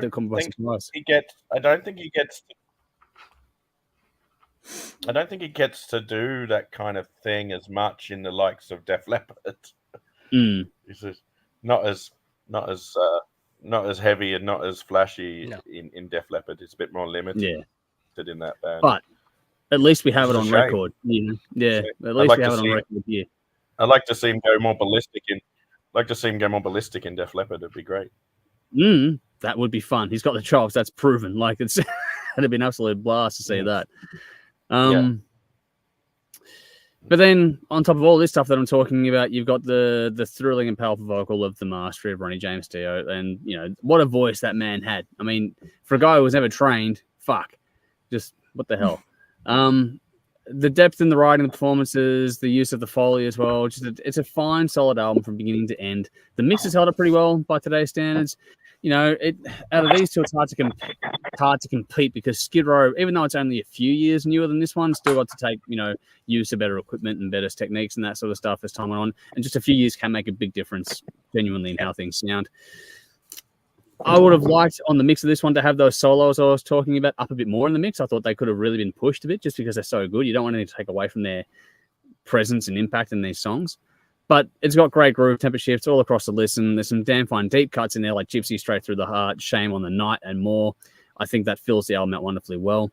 And the thing about it is that it's a targeted strike that lands with precision, that album. Like, it's a well-refined, oiled machine. If you love old school hard rock and metal, then there's no way you don't have this album in your collection kind of thing. You want to talk about having a lasting impact on the musical world, it's hard to go past this one in a lot of respects. In what we got from all-time impact on this album and from this man's career was phenomenal. And I think there's great storytelling too. I think this album has it all. Great hooks, as always, I said before, but with Dio, you've still always got that ever-present feel-good, positive vibe that comes from listening to one of his records, and that shines on this one. I think that Dio is an all-time great and one of the most inspirational, positive figures in rock and metal history. I think that this album is a great keystone in showing why, and it's probably one of the reasons why this album in his solo career, I think maybe not correctly, but it is probably the most highly regarded album of his solo career. Now, where Dio is sort of classy, Skid Row is all about the party and all that goes with it. And there's loads of attitude in this one. The energy, the attack is just so much more present on Skid Row. It suits the more sort of driven rampage, or hormonal driven rampage, I should say. Like that's where Dio was a master of his class, a mature man doing his thing. Skid Row feels like here's a bunch of teenagers still going off on the hormones, getting the first drinks in and going, fuck it, I've had a skinful, let's just go. And that's what this album is. It just captures that time and feeling perfectly. It's got big hits again. So you got 18 and Life, Youth Gone Wild, I Remember You and More on this one. Some great deep cuts in like Sweet Little Sister, Piece of Me, Here I Am, and other ones as well. Like Dio's album, there's great lead work on this one. This album is a meaner, nastier album in a lot of respects out of the two. And another powerhouse vocalist. I mean, when you start getting down to these battles, it's like, okay, where are you gonna find the defining moments to split them? So Sebastian Bach on this is just a pure force to be reckoned with. Like his vocal performance is fantastic, and as Bell said, I agree. Without him, I don't think Skid Row have the same success. Regardless of hindsight, I just think on these songs you needed this vocalist. It's just what needed to happen. You couldn't have Dio singing these songs the same way you couldn't have Sebastian Bach singing Dio songs. Does that make sense? Like it needed that. I agree. I'd give this album the edge in mixing, if I'm being brutally honest. Time helps, but it's balanced overall. It has all the tropes you want from the genre and era as well. Although, the attitude in Skid Row is undeniable and it makes it stand apart from so many others. Like there were so many quote unquote glam bands going on, but there weren't as many with this much attack and bite. And that's what made these guys different, unique. And that's what makes this album stand out from the field. Again, more groove on this one. Another album that isn't afraid to change things up too. Both fly by as you listen to them. The swing on this one too, particularly in tracks like Piece of Me, is so cool to take in. And you've got to give a mention to, like, everyone knows 18 and Life, but there's no fluke that album sold more. Like that track 18 and Life was a big hit. It was a big moment for these guys. But when you break it down, Skid Row's album sold more and is one that's more on radio rotation today than Dio Holy Diver. That song has heaps to do with it, 18 and Life. It's what a moment. It's another time. Like we have Holy Diver, which is one moment in time. Then you have 18 and Life, which is another moment in time. Generations apart in a lot of respects, but just, what a moment it is. And another one with great sets of lyrics too. Like there is some seriously great storytelling on this album as well. The deeper you dig, the harder it is to choose between the two. When you look at the high spots of both albums, they both are so damn impressive and impossible to split. So to break this down for me, I had to sort of go back and find, we all know the hits. We all know the great songs. Let's go through like the quote unquote lesser known ones. Not the radio friendly ones, the ones that get all the attention. Let's go through the lower ones and the quote unquote lower ones. And that's where I had to find my difference between the two albums. This whole battle series so far has been really interesting to me. This is probably the hardest one yet in this particular series. The highs are so high that, I had to make it about the floor, not the ceiling. It's insane to think that in the hours before I wrote my notes on this one, I was going to go one way. And as I sat down to actually put the headphones on and listen to it one last time while writing my notes up, I flipped the other way. That's how much of a coin this is. Can relate. In the day, like I listened to it in the day, and then I come home at night, put the headphones on. So I'm driving around the day doing my deliveries, and then that's all good. Listen to it, okay, I'm pretty sure I know which way I'm going to go. Then, of course, sit down, do the deep listen with the headphones on, nothing to distract you, just listen to the music. And then I go, okay, no, I'm going the other way now. So I flipped. And that's, to me, it's not how do I put it? I'm going to be happy either way, if that makes sense, because I love both albums. But it's just that, my attention was so easily split. Like, it's such a coin toss kind of battle, this one for me. It really is a tough one. There's one album that's a little more fatiguing than the other one. There's one that's able to endure repeat spins just a little bit better than the other one. Both are timeless, but one seems to move through the ages a little bit easier. than the other one from my perspective. It all comes down to which one has the higher floor, if that makes sense out there. You know, the biggest differentiator for me was the lyrical content. Everything else is equally good, but one has the edge over the other one in that facet. And for me, that was the deciding factor. That's what won it for me was, you know, there were certain songs that I didn't think aged as well as other ones. And I think that as much as a great debut from Skid Row, the album is, the floor is lower because of the lyrical content on it. It leans into tropes a little bit too much, and it doesn't quite hold up as well as Dio's work does for me over the eras. So I just think there's something timeless about every moment on Holy Diver. And while Skid Row came very, very, very, very close to knocking it off, like I said, there's fuck all in it. I decided I flipped my decision the other way. I'm going to go with Holy Diver this week. I'm going to go with the classic band this time around. I was going to go Skid Row until I sat down with the headphones and wrote my notes. And then I'm going, no, I'm going to go the other way because it was just, that's how it's going to be. For me. I thought that was going to be the opposite. I thought you was going to go with Dio, but Skid Row got you in the end. Yeah. Oh, tricky. Fooled you all. Nice swerve movement for me. Wow. All right. So from there, we're going to go to Jeff next. It's tired at the moment. All right. Well, I can tell you it won't be after I'm done. It won't be tied. I can guarantee you that. Okay. You'd hope not. Well, yeah. I pick them both. I'll fuck you all up. Yeah. All right. All right. So look, we've got obviously Dio, Holy Diver, Skid Row. Holy Diver came out in 83. Just for reference point, Skid Row was 89. Yep.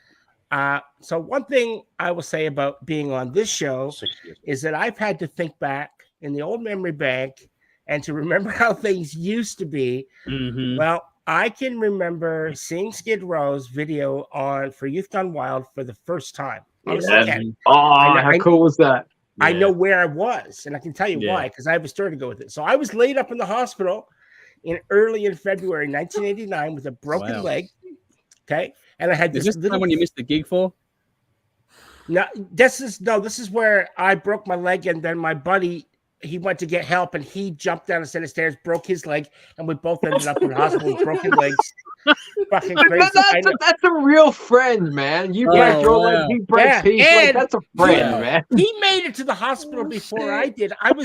I'm going through like he left you there. Now he went to get what help. A cunt. He's not a friend. He's a cunt. Yeah.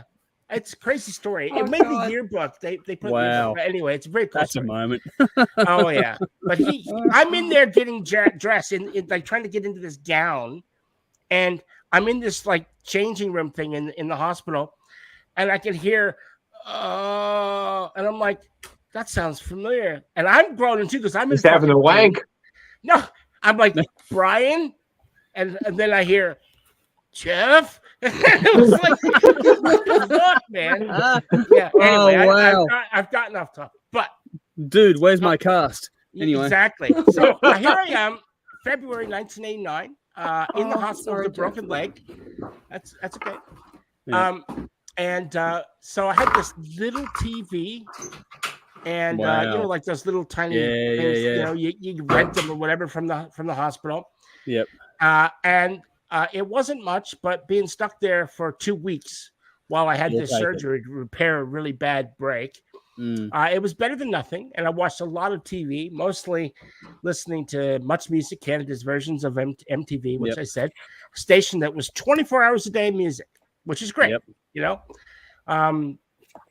And that little mono thing that I had, you know, the hospital actually made you buy the headphones, and it was just a fucking cord that plugged in mono, one fucking, you know, I mean, it couldn't have been any worse, but this was 1989.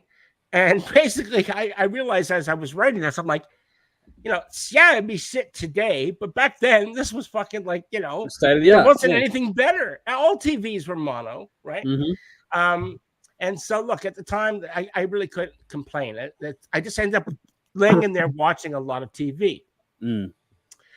So I can remember watching and seeing the video for the first time of, you know, Youth Gone Wild, and I'm like, wow, like who the fuck are these guys? They're pretty good. And I knew that when I got out, eventually when I get out of here, I'm gonna want to go check them out. You know, I want to get their album. So that was arguably not arguably about it. That was my introduction to one of the greatest bands of the late 80s, without a doubt. There was something here about Skid Row that just commanded your attention. And so soon after getting into the hospital, I ended up getting a copy of the debut on cassette. And I played it to death on my stereo. Now, by this time, I had a decent stereo, not the little fucking black piece of shit that I had before. And I still think it's one of the best debut albums I had ever heard up to that point, save perhaps Appetite, which is still arguably one of, if not the best debut album of all time. But that, of course, is another story. Yes, it's probably exactly right. So, my request. Yes, well done. Yeah, no, I remember you saying it. And I'm glad you did, because it would have won. You know, it makes this more interesting. Yeah, that's right. So, look, now what I will say about the Skid Row thing is that it seemed to me, because by then, I mean, 87 with Appetite, and then 89 with Skid Row. Yes, exactly right. That it felt to me that Appetite now had some actual serious competition. Yeah.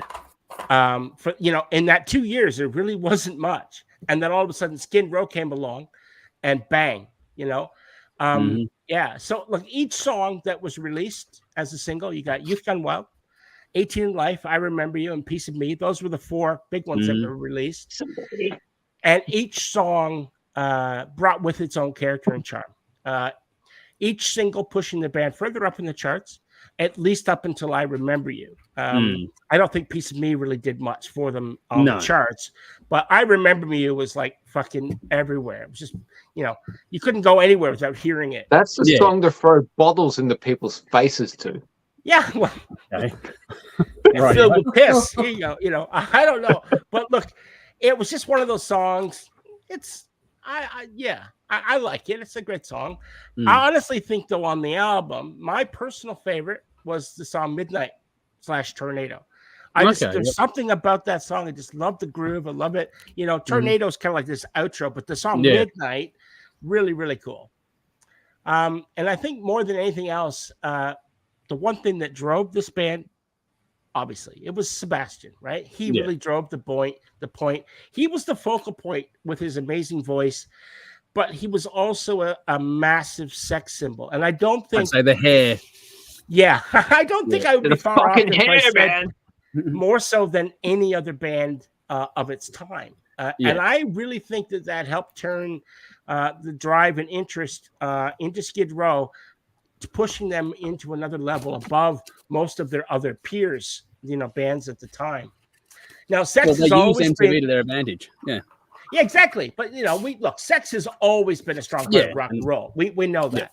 But Skid Row really, and Sebastian, I think they pushed the envelope, because you were seeing him on covers of all these magazines, girly magazines too, where he was standing there with no shirt on and stuff. It's just like, they were probably thinking, I don't even know who this guy is, but he's hot as fuck. I'm just going to buy it, right? Yeah. So that really helped push the band. And look, I think it made some pretty fun music for the masses that was really quite easy to digest. And I think that the massive sex appeal, in a way, could be its Achilles heel. So by far, the dominating topic heard on this album, all from maybe 2 or 3 songs, is songs written about sex in one shape or another. Now, not that that's a bad thing. Yeah. What? No. Make a mess of me, Dave? Have a piece of me? Dude, you got a dirty mind, man. Fucking Canadian. He even says it. Oh, hey, so don't forget, Sebastian's Canadian too. Don't forget. Now, yeah, he is. He is. So look. I think that the writing. You just destroyed that song for me, man. Well, Andrew, yeah. Well, what? You're just working this out now? Fucking late to the party. Lyrics. But look, Andrew mentioned it. The lyrics here are quite one-dimensional, and for me, that makes the album lack of certain depth. Again, this is a personal taste of mine, but how I listened to and comprehended an album when I was 19 is very different to how I do so now in my mid-50s. And when I was listening to this album for this review, it instantly brought back all these memories of me for me. And I knew that aside from a handful of songs that was on the album, I'd actually not listened to the album in its entirety in many years. And I think that's because as a whole, while it's a great album for its time, it's simply a product of its time. And for me anyway. And even though musically it's great, I mean, Bell said it as well. These guys were musically way above a lot of their peers that was coming out. The music that they were coming out, yes, it was glam, but there was something else. There was a grit there. Yeah. And these guys could really fucking play. But I just didn't think it as a whole that it really holds up as much as it used to. And as a result, I found that I'm actually quite happy to continue to listen to one or two songs from this album, maybe three, that I really like. And that's all I really need. And I don't feel like I'm missing out. So how much of an influence did this album have on the music scene at the time? Well, I think it was pretty massive. I remember it well because I was fucking there. Now, bands were getting signed left, right, by competing labels, trying to cash in on this similar sound. Yeah. And I think many tried, just like they did with how it was with GNR. Yeah. I think few actually managed to pull it off. Don't know anyone that did, really. That's right. So, look, then we get to Dio. Now, as I explained in my review for Holy Diver a few weeks ago, this album is a classic album in every sense of the word. Now, I don't want to rehash too much of what was said before. I think I made it pretty well known that the album is superb. And the only reason why it didn't get my vote last time, because it went up against a band which I thought was hungry. And I thought the debut for Crew was a hungrier sounding album. They really sounded hungry. But this time around, it's a different battle, and I'm pretty sure, more so than its counterpart here tonight, that it has aged better. The songs on Holy Diver, even though they're 6 years older than what is found on Skid Row, to me they sound fresher. They're full of depth, and in my opinion, far more lyrically interesting than anything found on Skid Row. Now, I'm not going to wax lyrical why I think Holy Diver is the stronger and more important album of the two. You'll just have to trust me, or not. But regardless of that, it gets my vote to move on to the next round. Well, there we go. Holy Diver. There we go. So it's no longer a tie. Now, did I say that? I predicted that. You did say that. You did say that. So, just to make things interesting, let's throw to Conrad and see which way he's going to lean on this battle. Is it Dio or is it Skid Row? Are we going to have a winner or is it going to be a tie again? Well, I've got to take personal attachment or I guess, what do you call that? Emotional attachment, sorry, over emotional attachment over musician. You get to look at musicianship and songwriting and all that sort of stuff. Yeah. And obviously Dio's band were far superior in the band. He had better musicians. Way better musicians, and the songwriting is stronger. Yeah. And then I think back to that time in my life when I was 14, 15 when this came out. I was 15 when this came out, and I remember it. And I remember going to see them on this first tour in the Horden Pavilion in Sydney, and they performed "Get the Fuck Out" for the first time, of which was written on the plane on the way over. It was written on the plane on the way to Australia. That was awesome. Yeah, written on the plane on the way to Australia. And I was watching he's only like 5 years older than 6 years older than me. And so I was 15 at the time and I'm watching this, almost 16. I'm watching this 21-year-old kid, on stage with 5,000 people in the palm of his hand, commanding 5,000 people. I'm just going, this is insane. This is amazing. I've never seen anything like it. And it was incredible. It really was. That being said, and it was a great time. And it was that time of my 15, almost 16. It was a great time of my youth.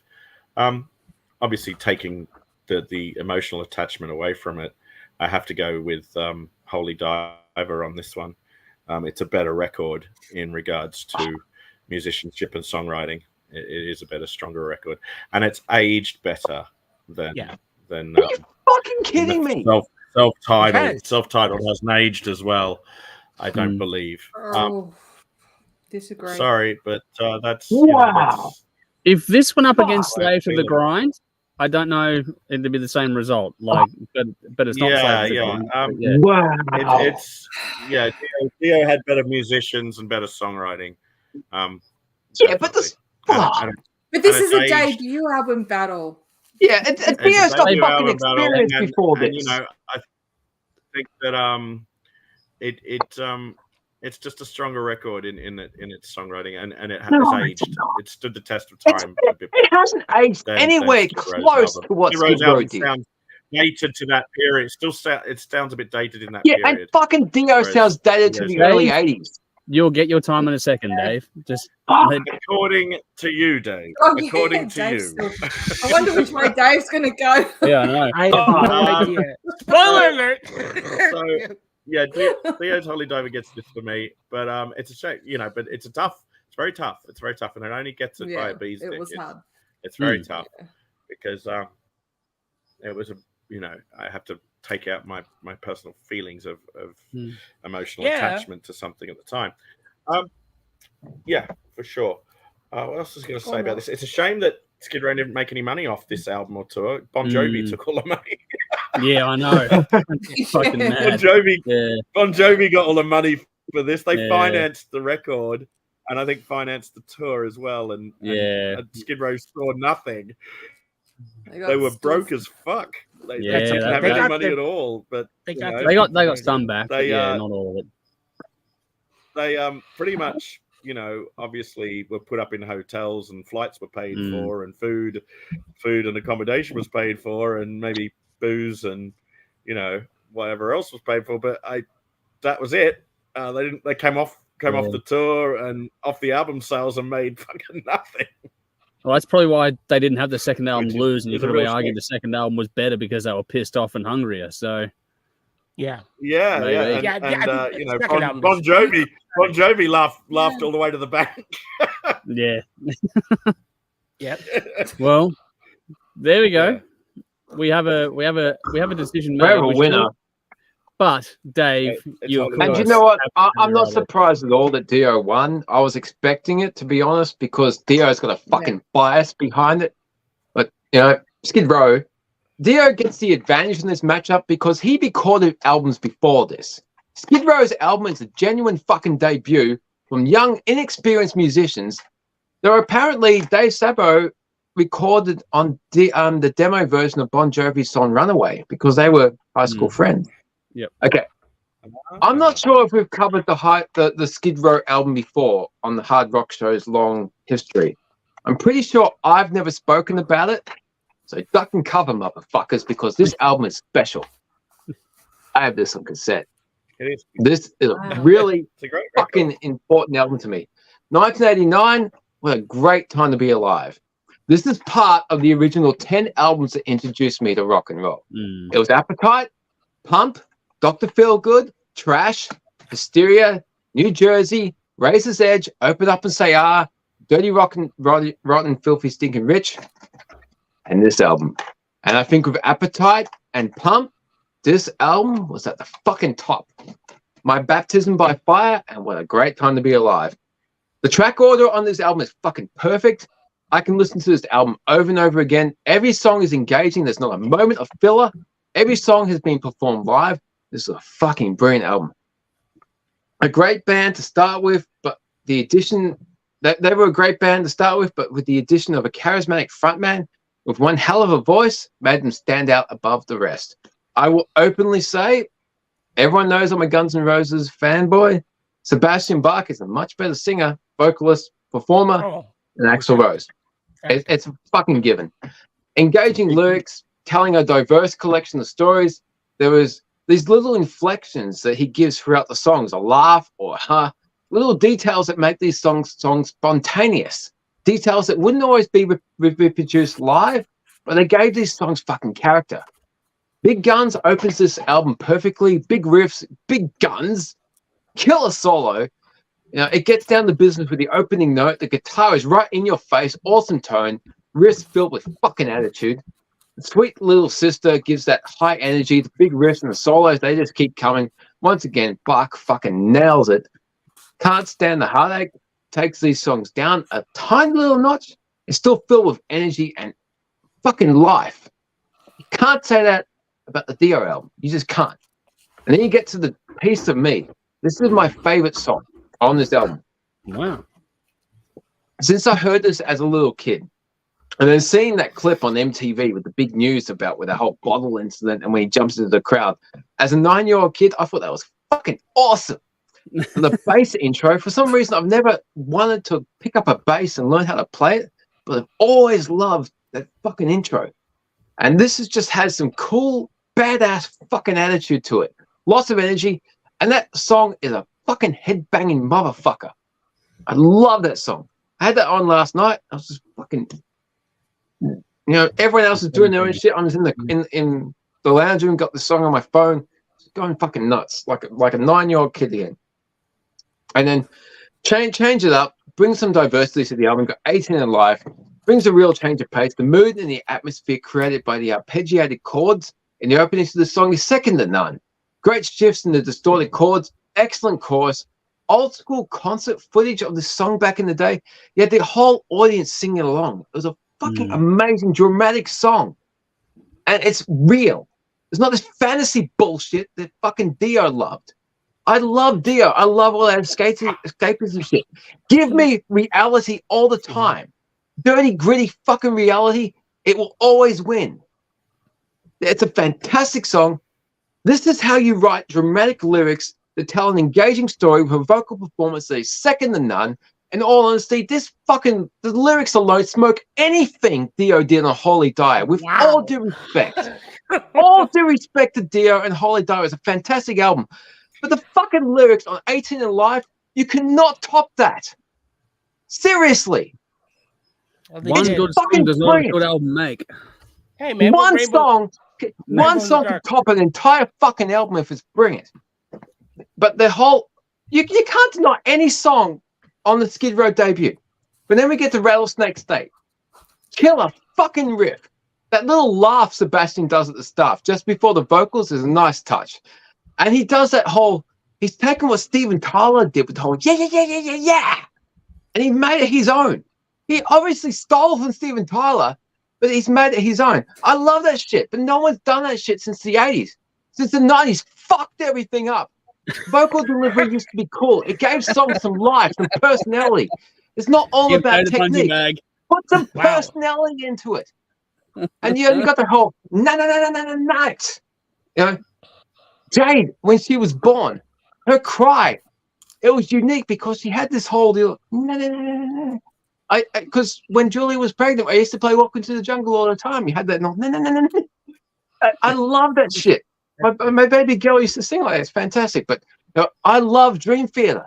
I preferred Bruce Dickinson as a singer because he has personality. He has that maniacal laugh into what he sings. It's not all about technical execution. Bring some fucking personality into it. You've Gone Wild, rock anthem, pure and simple. It's a perfect rock anthem. It's on every 80s compilation, every playlist. The lyrics are fucking awesome. The song structure is brilliant. Great build for the crowd participation part. The solo's fantastic. The hooks in the chorus are excellent. Seriously, can Dio write a fucking song like this? What? Here I am. What could be considered to be a deep cut? You're forgetting Star. I'm going to go there. What? You forget that Dio wrote Stargazer. That people can pick Dio over Stargazer. Stargazer is the Everest of metal, okay? Yeah, it's up there. What? Stargazer. I don't know this fucking song. What? Oh, Stargazer. man. Dave. Oh, my God. Stargazer. Rainbow. Stargazer. Yeah, we're not talking about fucking Rainbow. No, but it's a great song. We're not talking about Rainbow. We're talking about Holy Diver. We're not talking about what Dio did before. This is the fucking debut. But in defense of Conrad, you offered a generalized question, which he answered. So you steered out of it. We're talking about debut albums. That's the synopsis for this battle. Not what Dio did before this. He's got the advantage. Dio doesn't write. I'm sorry, you can't say that he doesn't write meaningful lyrics over a band that's singing about tits. I mean, Skid Row's Big Guns. It's about Big tits. Guns. For fuck's sake. How is tits. 18 and Live Theo about did not tits? sing No, it's about not. tits. It's not. Exactly. Neither is How You've is Gone Wild, 18 but and Live the rest about of the album tits? is. I'm not talking about I 18 Remember and Live. You. I'm talking about I Remember You is a straight out fucking heartfelt ballad. How is that about tits? It's not. Well, I said no, three It's songs, not. and That's then two the rest songs. is- Theo's Okay, lyrical Making a Mess. content. How is that about tits? It's not. It's about making Big a mess. Guns. Big I could Guns go is through about every tits. fucking piece of me. How is Hell, Piece of it's Me not. about tits? It's not about tits. It's about sex, though. In fact, That's out of it. these fucking 12 songs on the Skid Row debut, which song is about tits? Big Guns. Big Guns. No! Pointing at my Big Guns yes. is about tits. It's about tits, not. Dave. Yes, it it's is. about Read tits. the You lyrics. have a dirty mind. It's about tits. No, it's not. It's about About tits. tits. Oh my God, you're in denial. And It's about- besides, this is tits. about debuts. Dio's got a fucking advantage because he had other bands before this. This is not what this battle's Dave, about. we didn't But pick okay, this I will list. move on. I'll move on. The audience Okay. did. we gotta. Okay, here I am. What a fucking riff, loaded with energy. If this doesn't get you nodding your head, you're not alive. The lyrics are descriptive and somewhat ridiculous, but that was that carefree and cool attitude. Once again, Sebastian just brings that fucking personality to life. Getting on to I Remember You, it's time to show a different and tender moment to the band. Much like 18 and Life, this is fantastic storytelling. It does. If that doesn't touch you in your special place, you don't have a heart. It's a timeless song, possibly one of the best ballads ever written. Even as a 9-year-old kid, I thought this was a really special song.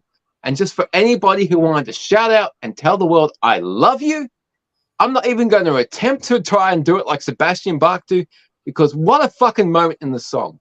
Dio can sing about riding tigers and any other fantastical fantastical shit. This album is filled with real life shit, and real life shit will always get me above any fantastic shit. Now, the fucking solo in the song is brilliant.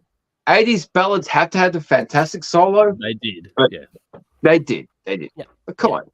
You got songs about riding tigers. What does that mean? It's This a is metaphor, heartfelt. Dave. Who gives a fuck? You got 18 and Live about It's real a life metaphor. problems. It's about Drugs. Ride the tiger. You can. See his stripes, I'd but rather you go know he's with clean. Yeah.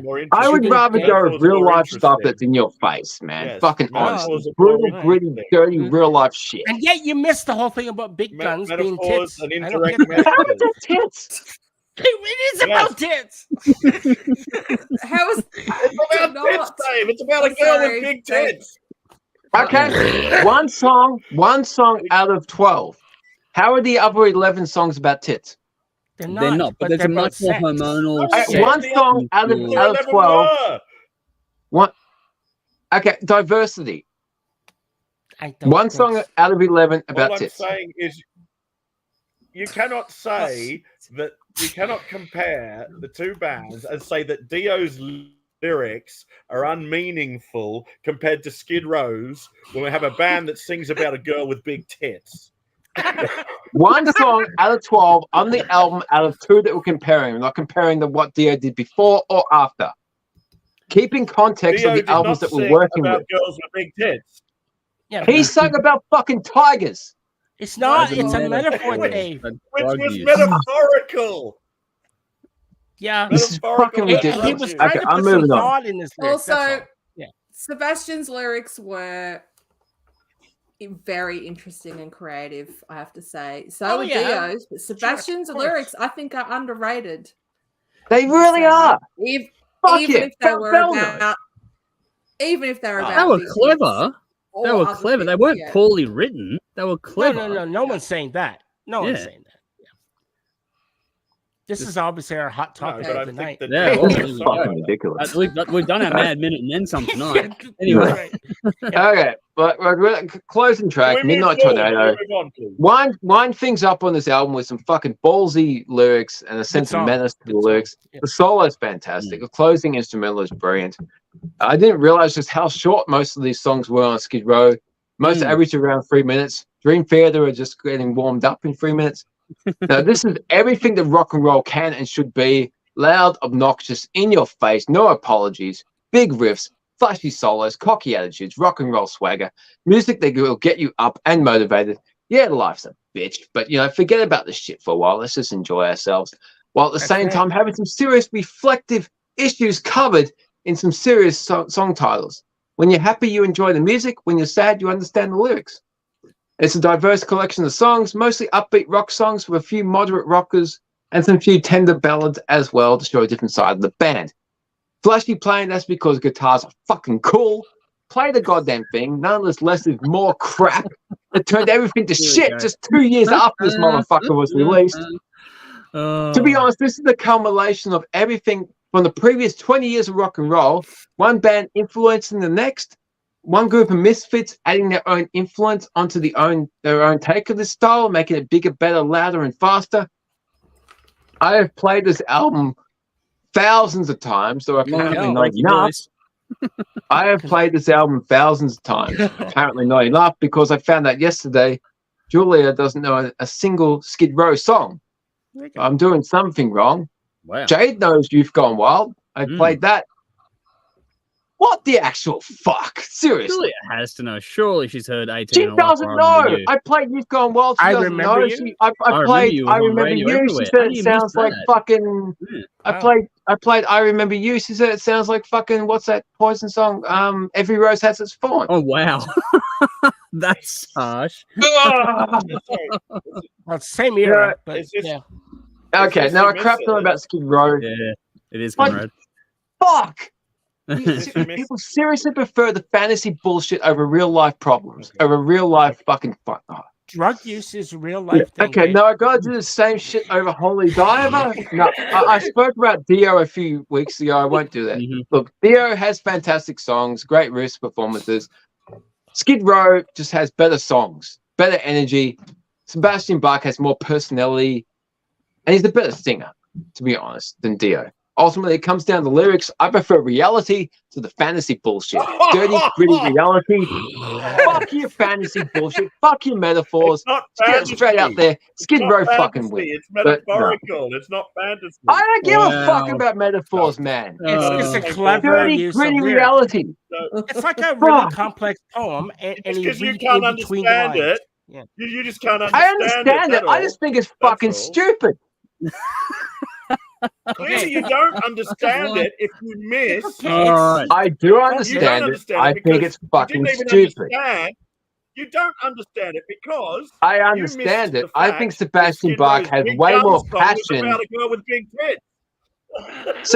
If you miss the fact, Skid Row's okay, one song out of 11. How can you possibly get Dio? One song out of 11 out of the two albums that we're comparing. How can you possibly compare anything with 18 in Life and I Remember You and Piece of Me to anything that Dio did on Holy Diver? Seriously. What I'm trying to say Sebastian Bach has more passion and fucking storytelling in his lyrics and his vocal inflection than anything Dio did on Holy Diver. That's yes. Absolutely not. Maybe Dio. Absolutely not. Dio wasn't into Dio's big flaws. tits. Maybe he was Dio into small tits, with but him he on wants to hear a song storytelling. about that. One song, maybe, out of 12. Storytelling-wise, Dio wipes the floor with him, okay? Oh, absolutely. yeah. And I'll explain this because if you can't understand and see the metaphors and understand Dio's lyrics, okay, and yet you missed the fact that Big Guns was about a girl with big tits, how are you possibly going to understand Dio's lyrics? You're not going to get it. You know, if you missed the fact that Skid Row I get it. I get the whole metaphorical shit. Mate, I analyzed the fuck out of 10 concept albums that we did earlier this year. Way more than you did. Because you only do fucking half a dozen fucking sentences per album. I went through fucking pages and pages of fucking reviews. So I can understand reviews. I can understand metaphor and concept and fucking a whole lot more shit than you can. Okay, one fucking song out of 12 on one album out of the 2 that we fucking reviewed. Believe me, man, I understand metaphor a lot more than you do. Okay, one song out of 12. One song out of 12 on 2 albums. I don't give a fuck about riding tigers or any of that bullshit. There was a lot more life, Clearly passion, not. and fucking music Well, it's in the obviously Skid Row album Dio ever fucking did. I'm I done. don't think. No, fuck off. Sorry, Dave. You're on the minority here, mate. Dave. You're on the Well, minority. It's all right. Dave's entitled to his opinion. But, Yeah, and that's the point. The funny thing is that passionate. when it He's comes down- passionate. passion is Very what it- passionate opinions. Yeah. But the thing is that when it comes down to the sheer weight of numbers on this one too, Bell, you'll know this one as well, that the audience was remarkably one-sided. It was a 2/3 to 1 that went Take with a Dio guess. over Skid Row by Oh, a fair well, margin. It and was rightly 2/3 so. to 1. So I think that all of our opinions aside, it's Yeah. interesting to note that we have aligned with the audience again on We this have a one. So we've very had a couple of- perceptive and smart audience out there. smarter than us. I'll tell you Yeah, that right right. now. Plenty of passionate Who Skid understand Row. his lyrics? Oh, look, Skid Row's a great band. I love Skid Row. words Don't get me out wrong, there. but I don't think intelligent lyrics were one of their fortes. But that's No. just me. Well, yeah, but there's a whole lot more to this. Also, Exactly. Creative again, lyrics. but the whole thing about it, and it's not to say that Skid Row had bad lyrics. No, they didn't. No They one didn't. said that. It's just And that was- song, 18 he was Life, Dave is a- right. It's a tragic song Yeah. about, Yeah. Yeah, 18 in Um, Life is I put in my notes just how big of an impact that song had across everything. But Yeah. great song. And that was what someone of his age. So Sebastian, the band's apparently age, a metaphor was about going riding a through- fucking tiger is more important than anything on 18 in Life. Seriously. we didn't say that. Think about the age difference One- between Dio at that point and Skid Row and Sebastian. Also different At life least experiences. And different Dio life has a styles. fucking Exactly. decade. Dio has a decade of experience. And what Yeah. Skid Row did on their debut, That's- young, inexperienced kids. That's most Keep in mind- anything keep fucking in- Dio keep- did. Keep in mind, No, Dave, you That's what can't I'm trying remember to get to. that Yeah. they couldn't get a record deal before Sebastian joined the band. Yeah. They had all these songs written. Okay, now, Yeah, they might not have exactly. lyrics. That's my fucking point. So Sebastian came remember- in. Sebastian Bach versus Dio. Yeah. Remember Yeah, when I Dio- did that lyrics, Dave, the no one- song Dave, lyrics, no one and it likes- was forever. And Conrad said these are really Dave, shitty no one likes lyrics, and a I sore said, loser. well, these were written before the main lyricist came in. Yeah. There's a difference. Forever, they were kind of crummy. And then I'd Sebastian also came in argue and his lyrics that were if a you lot wanted to better. argue about the weight of history, I mean, the legacy of Dio versus the legacy as it stands of Sebastian Bach is chalk and cheese. So You can't you even know, compare them. Yeah. no, and that's not to be about a talent or anything like that, but it's just a That's case right. of the impact of an individual and how things are played out. Dio managed to, we're getting way into the weeds now, but Dio managed to make it an interesting career through numerous bands and had success with everything he did. You can't say the same to the same level about Sebastian Bach. Talented, yes, absolutely. But I think that Dio was able to forge a career outside of Rainbow, outside of Elf, outside of Black Sabbath. Was Sebastian Bach able to forge as successful a career outside of Skid Row? Was Skid Row able to be as successful without Sebastian Bach? Those are different arguments. Whereas Black Sabbath were able to do things without Dio. Yeah. So each of these individual components, Yeah. if you wanted to argue on merit and history and all that sort of stuff, I think there's more to this than just what these two albums present to us. Bell But, said something intelligent too. That Dio was an adult by this point in time. Yeah, I mean, exactly. He was writing Okay, about Okay, adult but topics. keep in mind, the whole idea of these battles is to compare one album to the other, not the And we history before and after. No. Well, Yeah, you keep brought that in that mind. up, Yeah, though. but Dave, we're into the weeds now. But during our battles, no one went on anything other than the albums. Yeah. Mm. Oh, well, Conrad was pulling shit from before But- fucking Dio's album. Yeah, but you No, mentioned that not in his Dio had choice. all this history before he wrote his album, which There's you brought up. context, No, but I- not yeah, you a have to reason. do I, that. I got Context comes into it. Yeah. context came into it that you said he was that you said he wasn't as good a songwriter, or that the lyrics didn't mean He's anything, not. or, like, His entire career was based in fantasy bullshit. Where No, Sebastian you just- see it that's- that way, to Dave. bring Because that's all reality. you're seeing. You're not seeing. Yeah. You're not looking and seeing. Fuck it from another metaphor. I perspective. like You're only straight seeing it up- in that way. I And like the okay, hang straight on, up Dave. written reality.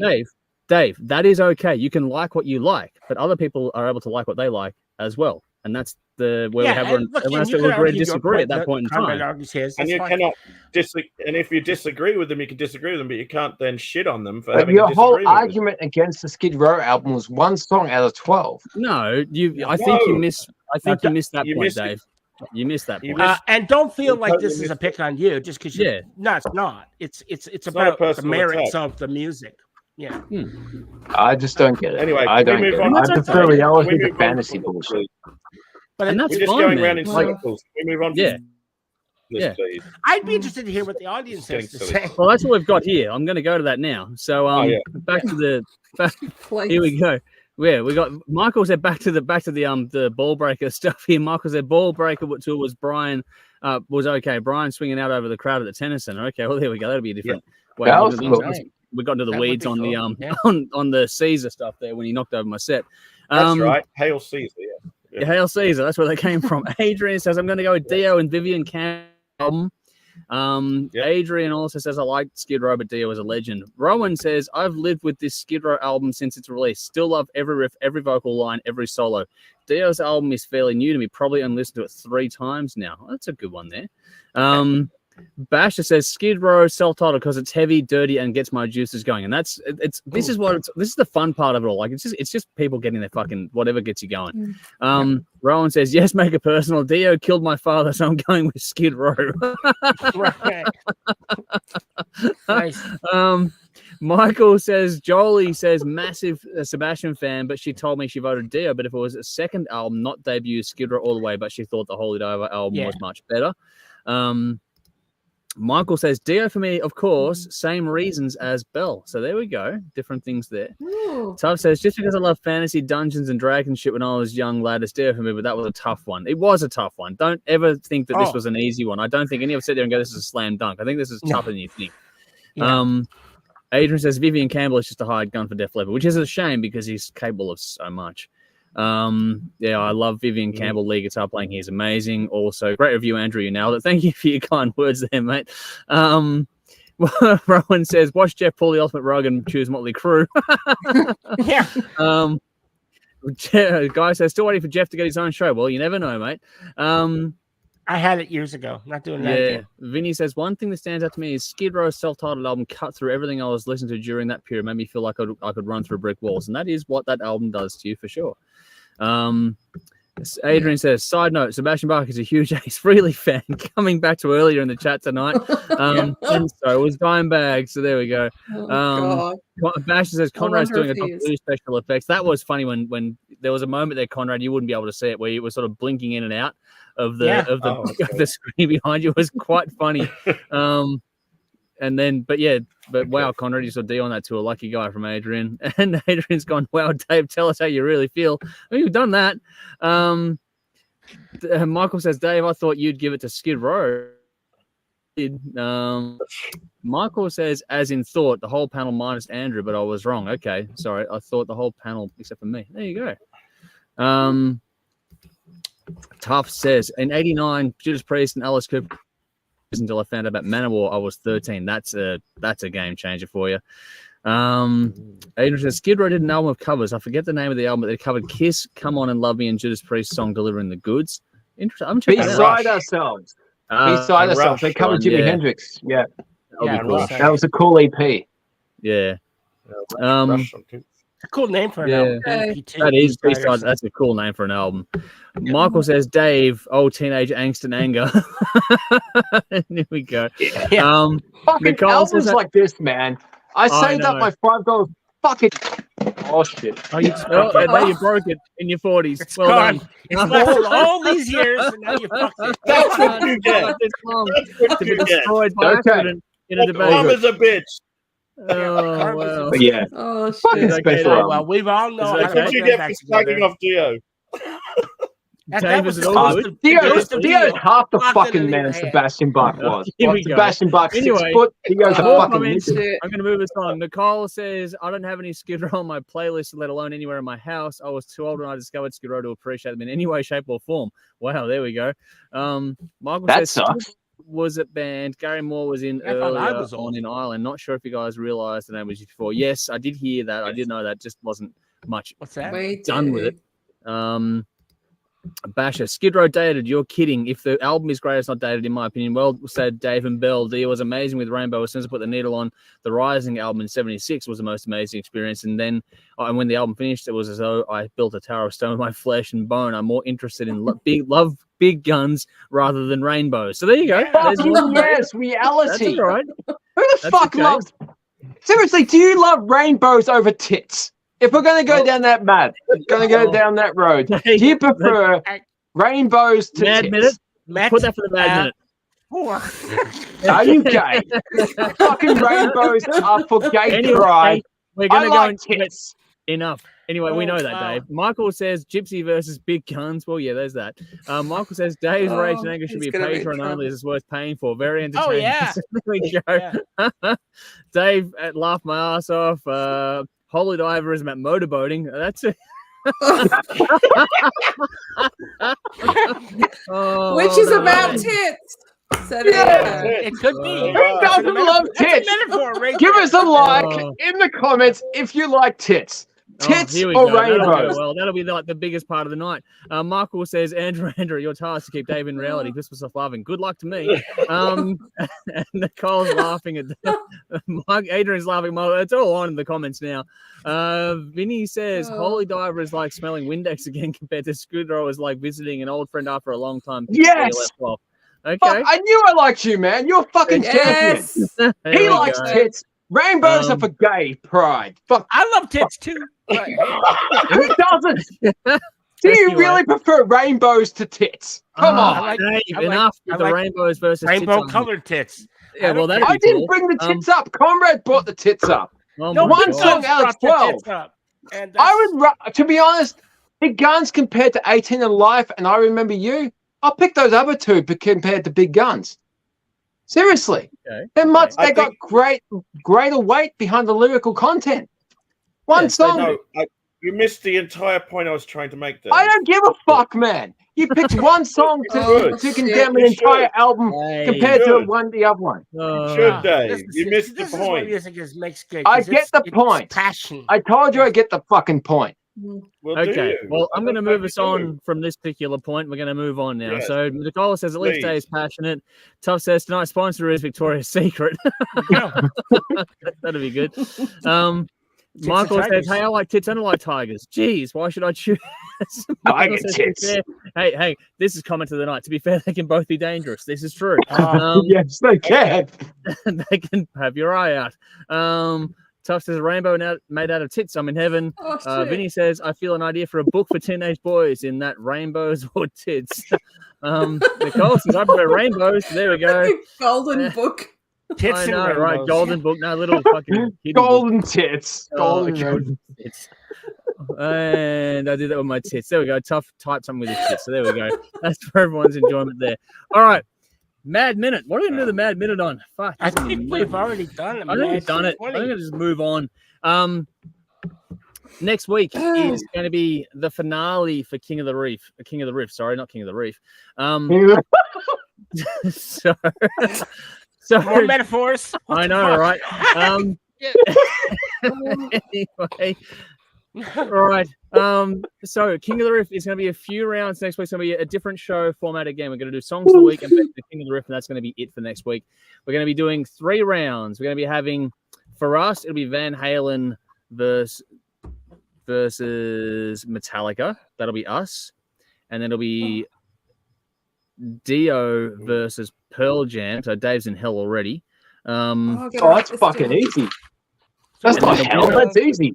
And then the winner of those will go on to face the finale. So we have those rounds to go through. Belle, I'll shoot this through. You don't have to write it all down. Thank you. Get it all through to you. Thank you. I can see you going, oh, fuck, what have I got to do now? I'll put it all through you. I didn't hear the first one. Oh, no. But don't stress. I've got you covered. So for next week, again, just to recap, we're going to do 3 rounds next week just to get to the finale because it's our last stream for the year.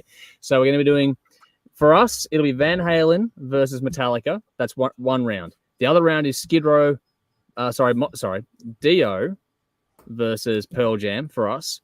And then out of those 2, we'll have the last 2 standing, and that'll be what makes the finale. We'll have to decide on the spot which one that is. All right, so that's what we're going to go through next week. So we're going to have a bit to get there, but we'll work it out. our last regular Sunday session is this coming Sunday for our Patreon supporters. They're going to see us do the New Year's and early January TV stuff, as well as reviews on the latest from Wicked Smile, Baby Metal, Doro, the Patreon choice. Yeah, I'm not doing Baby Metal. No, you're not doing Baby Metal. I'll do Baby Metal. Baby Metal. Yeah, 2 words. Crap bin. Anyway, we've done that now. And then so I'll do Baby Metal. Dave will do Doro with me. That's a bad sentence. Then anyway, she was asking for it. Oh no, the Patreon choice classic album is an Aerion review from back in the day, and we're also going to do the last 2 Metallica studio albums as we go through things. Fucking cover. Yeah, fucking 72 seasons has fucking moist written all over it. So we're going to be doing Hardwired and 72 seasons. So that's for our Patreon people. So if you want to watch us, we're going to release it later on, but if you want to watch us do it live, join our Patreon, and then you can get to watch this and a whole lot of other stupidity. You think this is nuts? Fucking you should see us on the Sunday streams. Yeah, I'm sober. I know it's actually more it's odd. I'll put it that way. Yeah, it's odds a fucking great word for it.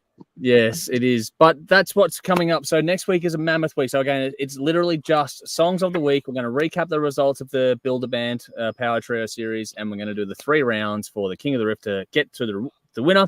It's our last stream for the year next week. That's it. We're going to take a few weeks off after that to get through Christmas and New Year, and probably about 4 weeks. I think we'll be off for. But I'll be releasing stuff that we filmed behind the scenes over that time frame. So there'll be still stuff coming out. It's just that the live streams will stop during that period of time, so that we can all sort of go and have a break. And Bella's going overseas. Conrad's got a lot to take care of. Jeff, Dave, myself are going to get through the Christmas New Year period as always, and that's what's coming up. So we have 1 stream to go. We got through this one more to go, and then we'll get stuck back into things early in the new year. I think we worked it out, Dave, didn't we? To be somewhere near January 10 from memory. Around there. 11, I think. 11th of January, yeah. So there's a lot going on, as always. Next week is going to be... We haven't done a show like next week. It'll be the first time we've done one like that. It's going to be a wild little ride, but we're going to have a lot of fun with it. Yep. I'll get fucked up and go nuts. It's going to be a wild one. I'll put a list so everyone has a lot of time to think about it over the weekend. And also, I'll give everyone here the top 10 categories. Dave reminded me to get onto that one, so I'll get onto that for over the weekend for the top 10s to be filmed. Not this Sunday, the Sunday following after that. What do we got here? Michael says rainbows could be dangerous if you try running flat out to get the pot of gold. You could have a cardiac arrest, not erect. What the fuck's going on, man? Oh shit! People that get erect over rainbows have serious fucking problems. Stick to the tits, man. Oh, yep, I'm having problems tonight. Adrian says, I can't do Metallica versus Van Halen. That's enough. That's a tough one for me. That is going to be a tough one. Tough says, what about serious? That's tough. That's tough. Fuck. Meta for babies, lol. I'm not. Metal for babies. Metal for babies. What? Metal for baby. Baby metal. Baby metal. Yes, okay. Yeah, I get it now. Took me a minute. I'm out of it now, as you can tell by my fucking Bash says, Andrew, the 10 best albums of the year. When is the last date to submit? There isn't. I'm going to change it up, actually, because I've tried doing a few posts on it, and it's not going as well as I would like it to go on social. I've had not a lot of posts, comments about them in any way, shape, or form. It's actually the least driven audience choice top 10 I've seen, really. So as soon as you want to get it to me, basically, we're going to go through nominations, and I think what will happen is I'm going to basically set up a list and say, here, vote from this list. People are going to go, but where's this and where's that? And that's when I'll start being able to accommodate those other wishes, because people don't really chime in when things are too open-ended. When you give people a bracket to choose from, they're more quick to engage as opposed to when it's open-ended, which is fine. It's just a matter of just sort of working it out now as we go about it. So we'll get to that in the near future, Basher, as well. So yeah, keep sending what you think should be in the nominations for the year, and then once we start getting through that process, we can then go through and get the audience choice top 10 for the year sort of sorted out. Tough says, don't look up the double rainbow guy. And Michael says, Jolie just walked in and says, hi, everyone. Hi, Jolie. Good to see you. Hey, Jolie. Had a good night. Hopefully you get to watch all this later on. I know you do the different shifts, so hopefully you get to catch the rest of this later on. You're welcome, Basher. Anything we do to help in that regard. It's a bit of the audience choice thing is always a bit of a weird one. So I'm trying to, usually in the years gone by, it's been pretty straightforward. This year is a bit trickier because social media rhythms always change, which is fine. That's the way the game works. But just not quite getting the same impact this time around. So we're going to try and get a few things there, and then once we get that a list and people start voting, then we'll get the different response. Then I think. Michael says tell Dave she's glad Dio won. Fuck! Shots fired from the gallery. Wow. All right. Ouch. Sorry, Dave. I'm just reading the comments there. No, Jolie Dave will find us from Michael. So there we go. All right. All right. Speaking of passion, get fired up. Let's go to the bin for this week, and let's go to Conrad first. What are you putting in the bin? Beigeists. I fucking hate beige. I'm sorry, I'm living here in London and I don't do colours. You're the one wearing lilac, motherfucker. They don't do colours. They don't do colour very well in this country. And and you know, it's like there's three colours here. There's brown here, beige, and grey. Those are the three colours in this country, it would appear, because the other two are black and white, and those aren't colours. So you've got beige, you've got brown, and you've got grey. And what the fuck is beige? It's a mixture between brown and grey. It doesn't know what the fuck it wants to be. Fucking beige. Fuck off with your beigeness. And people that like beige, you're sitting on a beige couch, you bought a beige couch, fuck you, go burn the thing. And beige carpets and beige fucking curtains, burn them. Burn them, you tasteless fucking fucktards. Just I hate beige. Beige. I hate brown looking at the yellow? fucking color. It's wretched. It's awful. I don't know. I don't like beige, and I don't like beigeists. Beigeists being people who buy beige shit. No, I don't know. I would have thought beigeists would be people who are anti-beige. they can go in the bin. Like you. Beigeists. I don't know, dude. You're wearing lilac. Sorry, you're wearing lilac. Purple. I mean, it's sexy as hell, but fuck, dude. I like life choice. Purple's my favorite color. Yeah, purple's my favorite color. Purple's a good color. Yeah. I have a purple Purple's color. cool. Yeah. Our kids love purple, so yeah. I love M2 plays orange purple is my guitar. favorite color, but I don't like. Fuck that. I'm all black. Like Black lives matter. Beige can fuck off in the bin. Black lives. Oh wow! All right, sorry. That's Bell. What are you putting in the bin this week? Random. Could I given you anything better than that right now? No. That's fine. That's all good, man. Bell. I agree, though, Conrad. I think beige is boring as fuck. Yeah. So yeah, what good bin. All right, so I've got a couple of bins. Hungry Jacks. Hungry Jacks can go in the bin. Here we go. I like Hungry Jacks, but they forgot about me in the waiting bay. They forgot about me. So I went to the drive-through last Friday, and they said, "Oh, we need to make a fresh batch of chips. So can you go?" Don't they know who you are? They never watched I'm on the Hard Rock Show, motherfucker. Oh wow, here we go. Yeah. They must have missed. Didn't you say anyway? I'm Belle from the Hard Rock Show. Maybe they do know. Totally That's did. why they forgot about her. That's how I introduce myself these days to people. It should be. That's how it's done. Oh, here we go. Anyway, I was waiting for about 10 minutes. Ellis was with me. We're chatting away, and I looked at the time. I'm like, God, it's been a while. So I sent him in because that's he's got to earn his chips. So, and yeah, they'd forgotten. They're like, oh, sorry. So yeah, he came out with the chips, and they had completely forgotten. So they suck, and they can go in the bin. That's one. That's one. The second one is people who drive in my lane, coming the other way. In your lane. In my lane.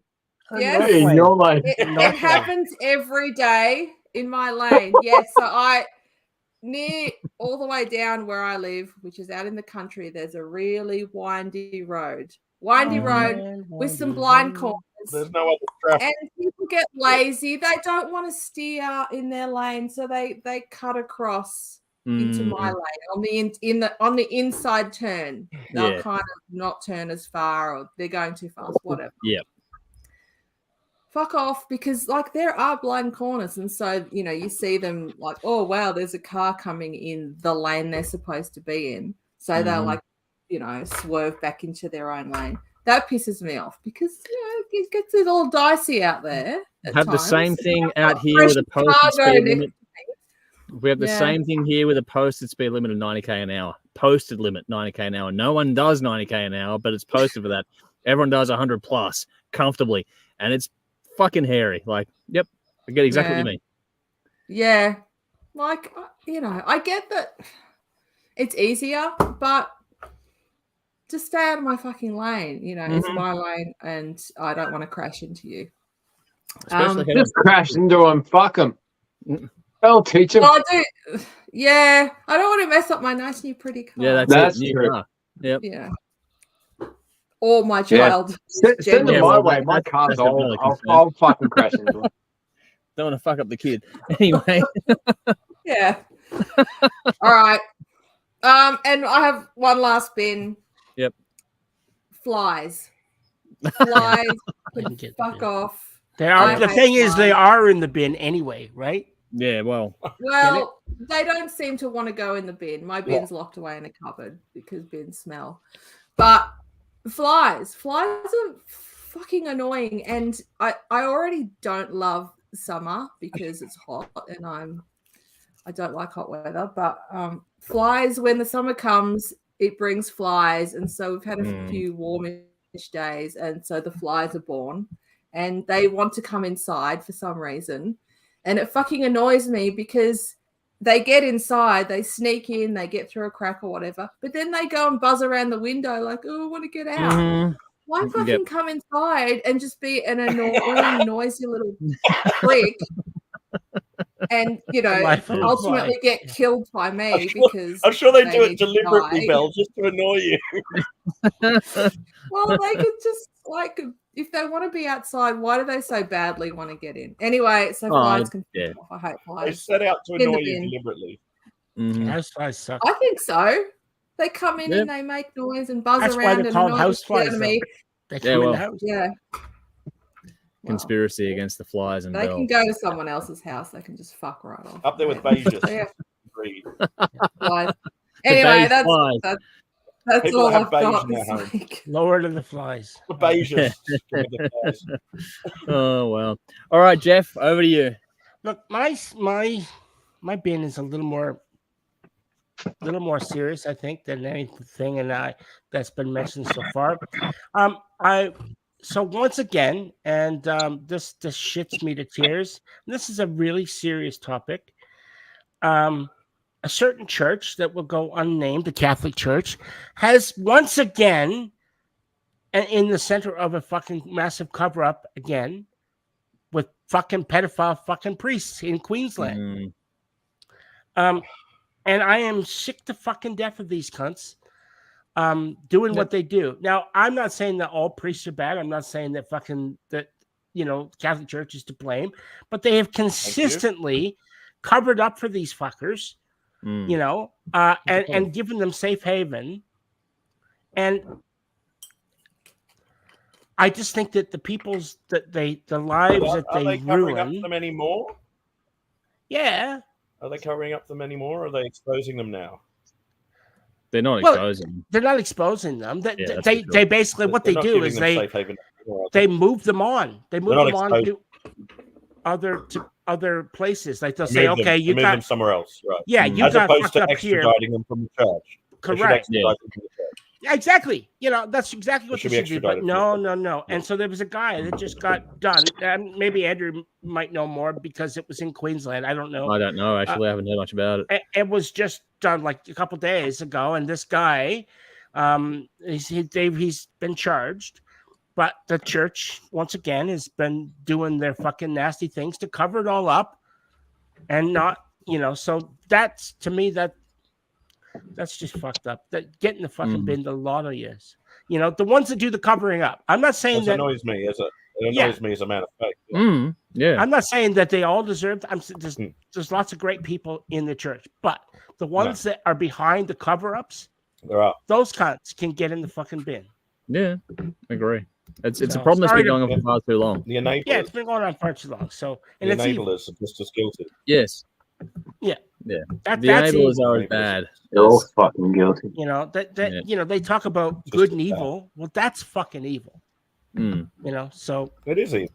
And it has no, and Christ would never have been on board with that at all. No, of course not. And that's it. No, and that's the thing. And I don't care what you believe, you can see it. You know what I mean? Like you can actually see it. It's in the teachings, in the writings, and whatever else. It's just an absolute disaster that these. It goes against what his whole teaching, Christ's whole. Well, you know what the problem is? The problem is that they passed whatever it was, Constantine, whoever it was, way back when, basically passed a rule that said that, you know, that you've got to give your life to Christ. You can't marry.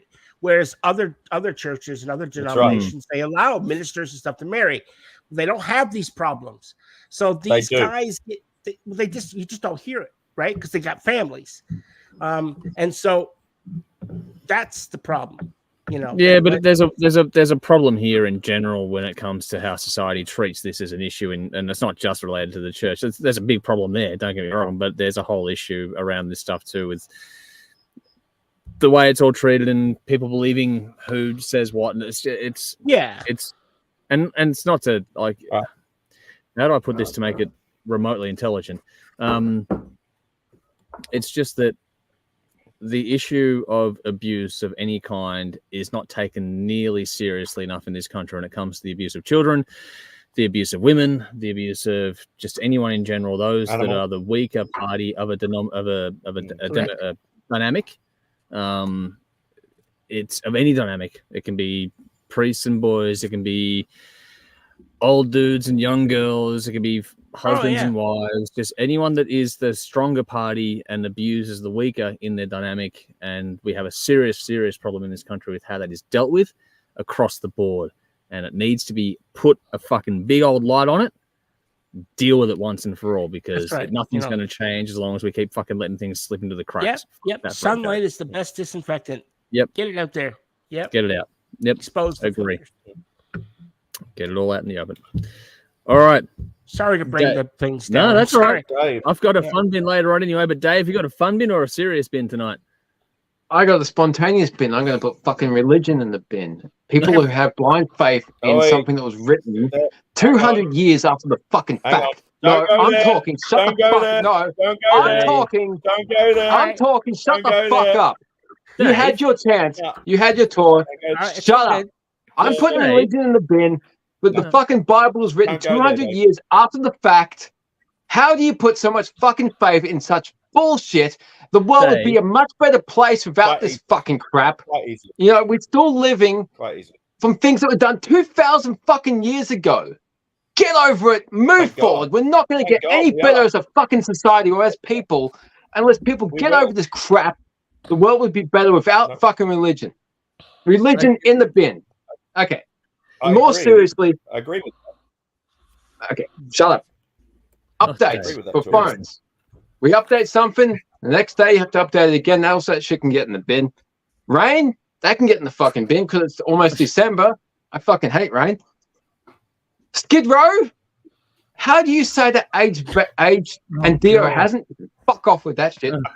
My more serious bin is no support for local bands. Manskin didn't have a local support, and Paul McCartney apparently didn't have a support band. You can't find a local band to play for 20 minutes while people find their seats? What the fuck? Yeah, there's a problem there. No support at big gigs. Used to be what law an opportunity. You had to have a there was. I don't know what's happening. Come on. Big tours throughout Australia, you can't find 20 minutes for a local band to play while people find their seats. Yeah, because there'd be so many bands that would just absolutely die to do something like that. Local bands would play for free. It's also even if you look at it just from a pure work experience role in exactly. Local bands would play for free at a big concert. See, I don't even necessarily agree people with that. find their seats just to get their name out there. I don't agree with that. Why is this not being done? Because every band I've been to see in the previous years have always have a local support, and recently, I haven't been to many concerts, but Manskin didn't have any support at all. Apparently, Paul McCartney didn't have any at all. You can't get someone to play for 20 minutes at Paul McCartney. Yeah. McCartney, I don't know understand though. I mean, he would have a huge long set. Come on. Any local band would play for free. It can also be the artist's choice. The artist can say, I don't want to support. That's a thing too, and I think that might be the loophole around that law that we're really like that. It might be no support to get around it. Old legendary bands really going to be cunts? Really? Yeah, they started somewhere as well. Like it just seems. Come on, man. Hey, I'm not saying that it's right. It's a fucking monetary thing to exploit. Yeah, but I don't think that's the biggest issue. Seriously, I don't want bands get paid. Look, I don't have an answer for that one, but I don't think it's right at all that bands should play and not have a local support be mandated in some way, shape, or form. I just think that's a bit sort of rich to not have that enforced. But again, you're relying on politicians to care about the arts, which is hard to do. In that case, definitely, yeah. Yeah, sure. That's a challenge. All right, my bin to try and bring this home with a bit of a fun note here is as you noticed, I do a lot of driving lately, and a lot of my bins come from that world. And in this context, it is people who like to sit in car parks with their fucking doors open. What the fuck are you doing? Like, a car park is a place to go park your car. You can sit in your car. That's fine. Just don't sit with your fucking door open and take up the car park next to you so no one else can fucking park there. You dead set fuckwit. Like, especially when you're in a town where parking is at a premium, you decide to sit there fucking with your fucking leg out, door open. Not your fucking private party, dickhead. Fuck off. Get in the bin. It's a car park, not your fucking personal public lounge. Fuckwit. Like, they need to pass a law. Someone gets had their leg fucking taken off by someone parking their car. You know how to take someone's fucking door off with my fucking car? Seriously. Yeah. Paul McCartney's previous wife. Oh, shit. Oh, Dave. Wow. What? Linda McCartney. Heather Mills only had one leg. Heather Mills, yeah. Wow. But no, it's been a bugbear over the last couple of weeks to sit there and like, why are you sitting there? You go to park somewhere and you can't because someone's got their fucking door wide open, and it's just like one of these days. Do you bib at them? Seriously? I don't have the time to fucking worry about a confrontation from fucking drug-addled dickheads. So I'd rather just. It'd be easier to back the fucking car into their door, to be honest. Like, it'd fucking put the fear of God in them at that point in time. But that'd be more fun for me too. Just back in, take the door off, and drive off again. But yeah, no, just that whole thing is just fucking annoying. Don't do it. Like, especially like I said, in a town, when you're in a small town, and yeah, like I said, parking is a premium. Don't just fucking take it up because you can. Fucking have a little bit of awareness of the world around you outside of your own fucking fragile little ego in your mind. Drop kicks, one and all. There we go. That's my bin. We have comments. Tuff says my man sits in the bin, so there we go. Michael said Connor borrowed from the late Doug Mulry act. There we go. Rowan says grey isn't the colour either, Conrad, with a bit of grin there. I was thinking that. Wow. Vinny says, my bin is I bought my girlfriend a lovely flower which made her day. However, had I given her a bunch of flowers, I would have made her whole week. Oh, boy. Check out the spelling of that one. Anyway. I spelled that. Yep, yes.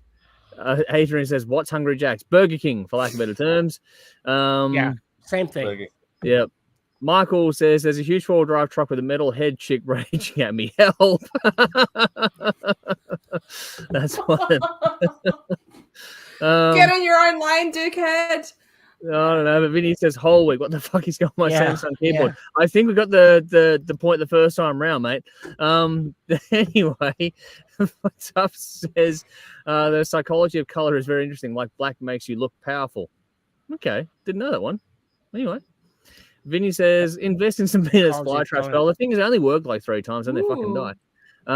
Michael says not all priests are bad. For example, Judas Priest. So there we go. Oh, exactly. maybe priests need to be allowed to wank over a Bible once or twice a week. No one needs to know while they wear their white habit. Oh my God. Dave, keep on being you. Jainism is a nice religion. It teaches that the path to enlightenment is through non-violence and reducing harm to living things, including plants and animals, not pants, as much as possible. Nicole says, good night all, and thanks for a great night once again. And P.S. It's Queensland Andrew, they're a strange beat. I'm learning that week by week up here. Oh, sorry, Belle. Vinny says, whatever happened to Heather Mills? So was so sure she was going to be an ambassador for hopscotch. Not sure. Google it. Remember that old joke? What had 3 legs and lived on a farm? Paul McCartney and Heather Mills. That was a good one. Oh wow. I don't know what happened to Heather Mills. She went away very quietly into nowhere, but that's probably what she wanted at the end of the day, to be honest. We lost Belle's audio. We lost Belle's video. She hopped away. Oh, so it's great for Easter. But oh, Belle, have we got you? I don't know. What do we go? Michael says, getting in early for next week. Pearl Jam in the bid won't get the press that way. So there we go. It's that one for next week. Depression and misery, right? Yes. Do we have you back, Belle? Are you there? Yeah, sorry. My headphones just died. My headphones died, so that's all right. I switched off the cam while I fucked around with my computer. Andrew, you never heard of the psychology of color? No. Okay, well, I'll give you an example. I'll give you a quick example, right? I got an idea behind it. Certain colors. Yes. Well, certain colors and it basically can intimidate. For instance, I'll give you an example. Tiger Woods, on the last round of every golf tournament, always wore red because red is an intimidating color and it would intimidate his opponents and he would win constantly. Okay. Wow. Yeah. Yeah. So the psychology of color means a lot. Okay. Yeah. Yep. Didn't know that it's one. how our brains interpret the color and it makes it elicits That's a why feeling. They even paint certain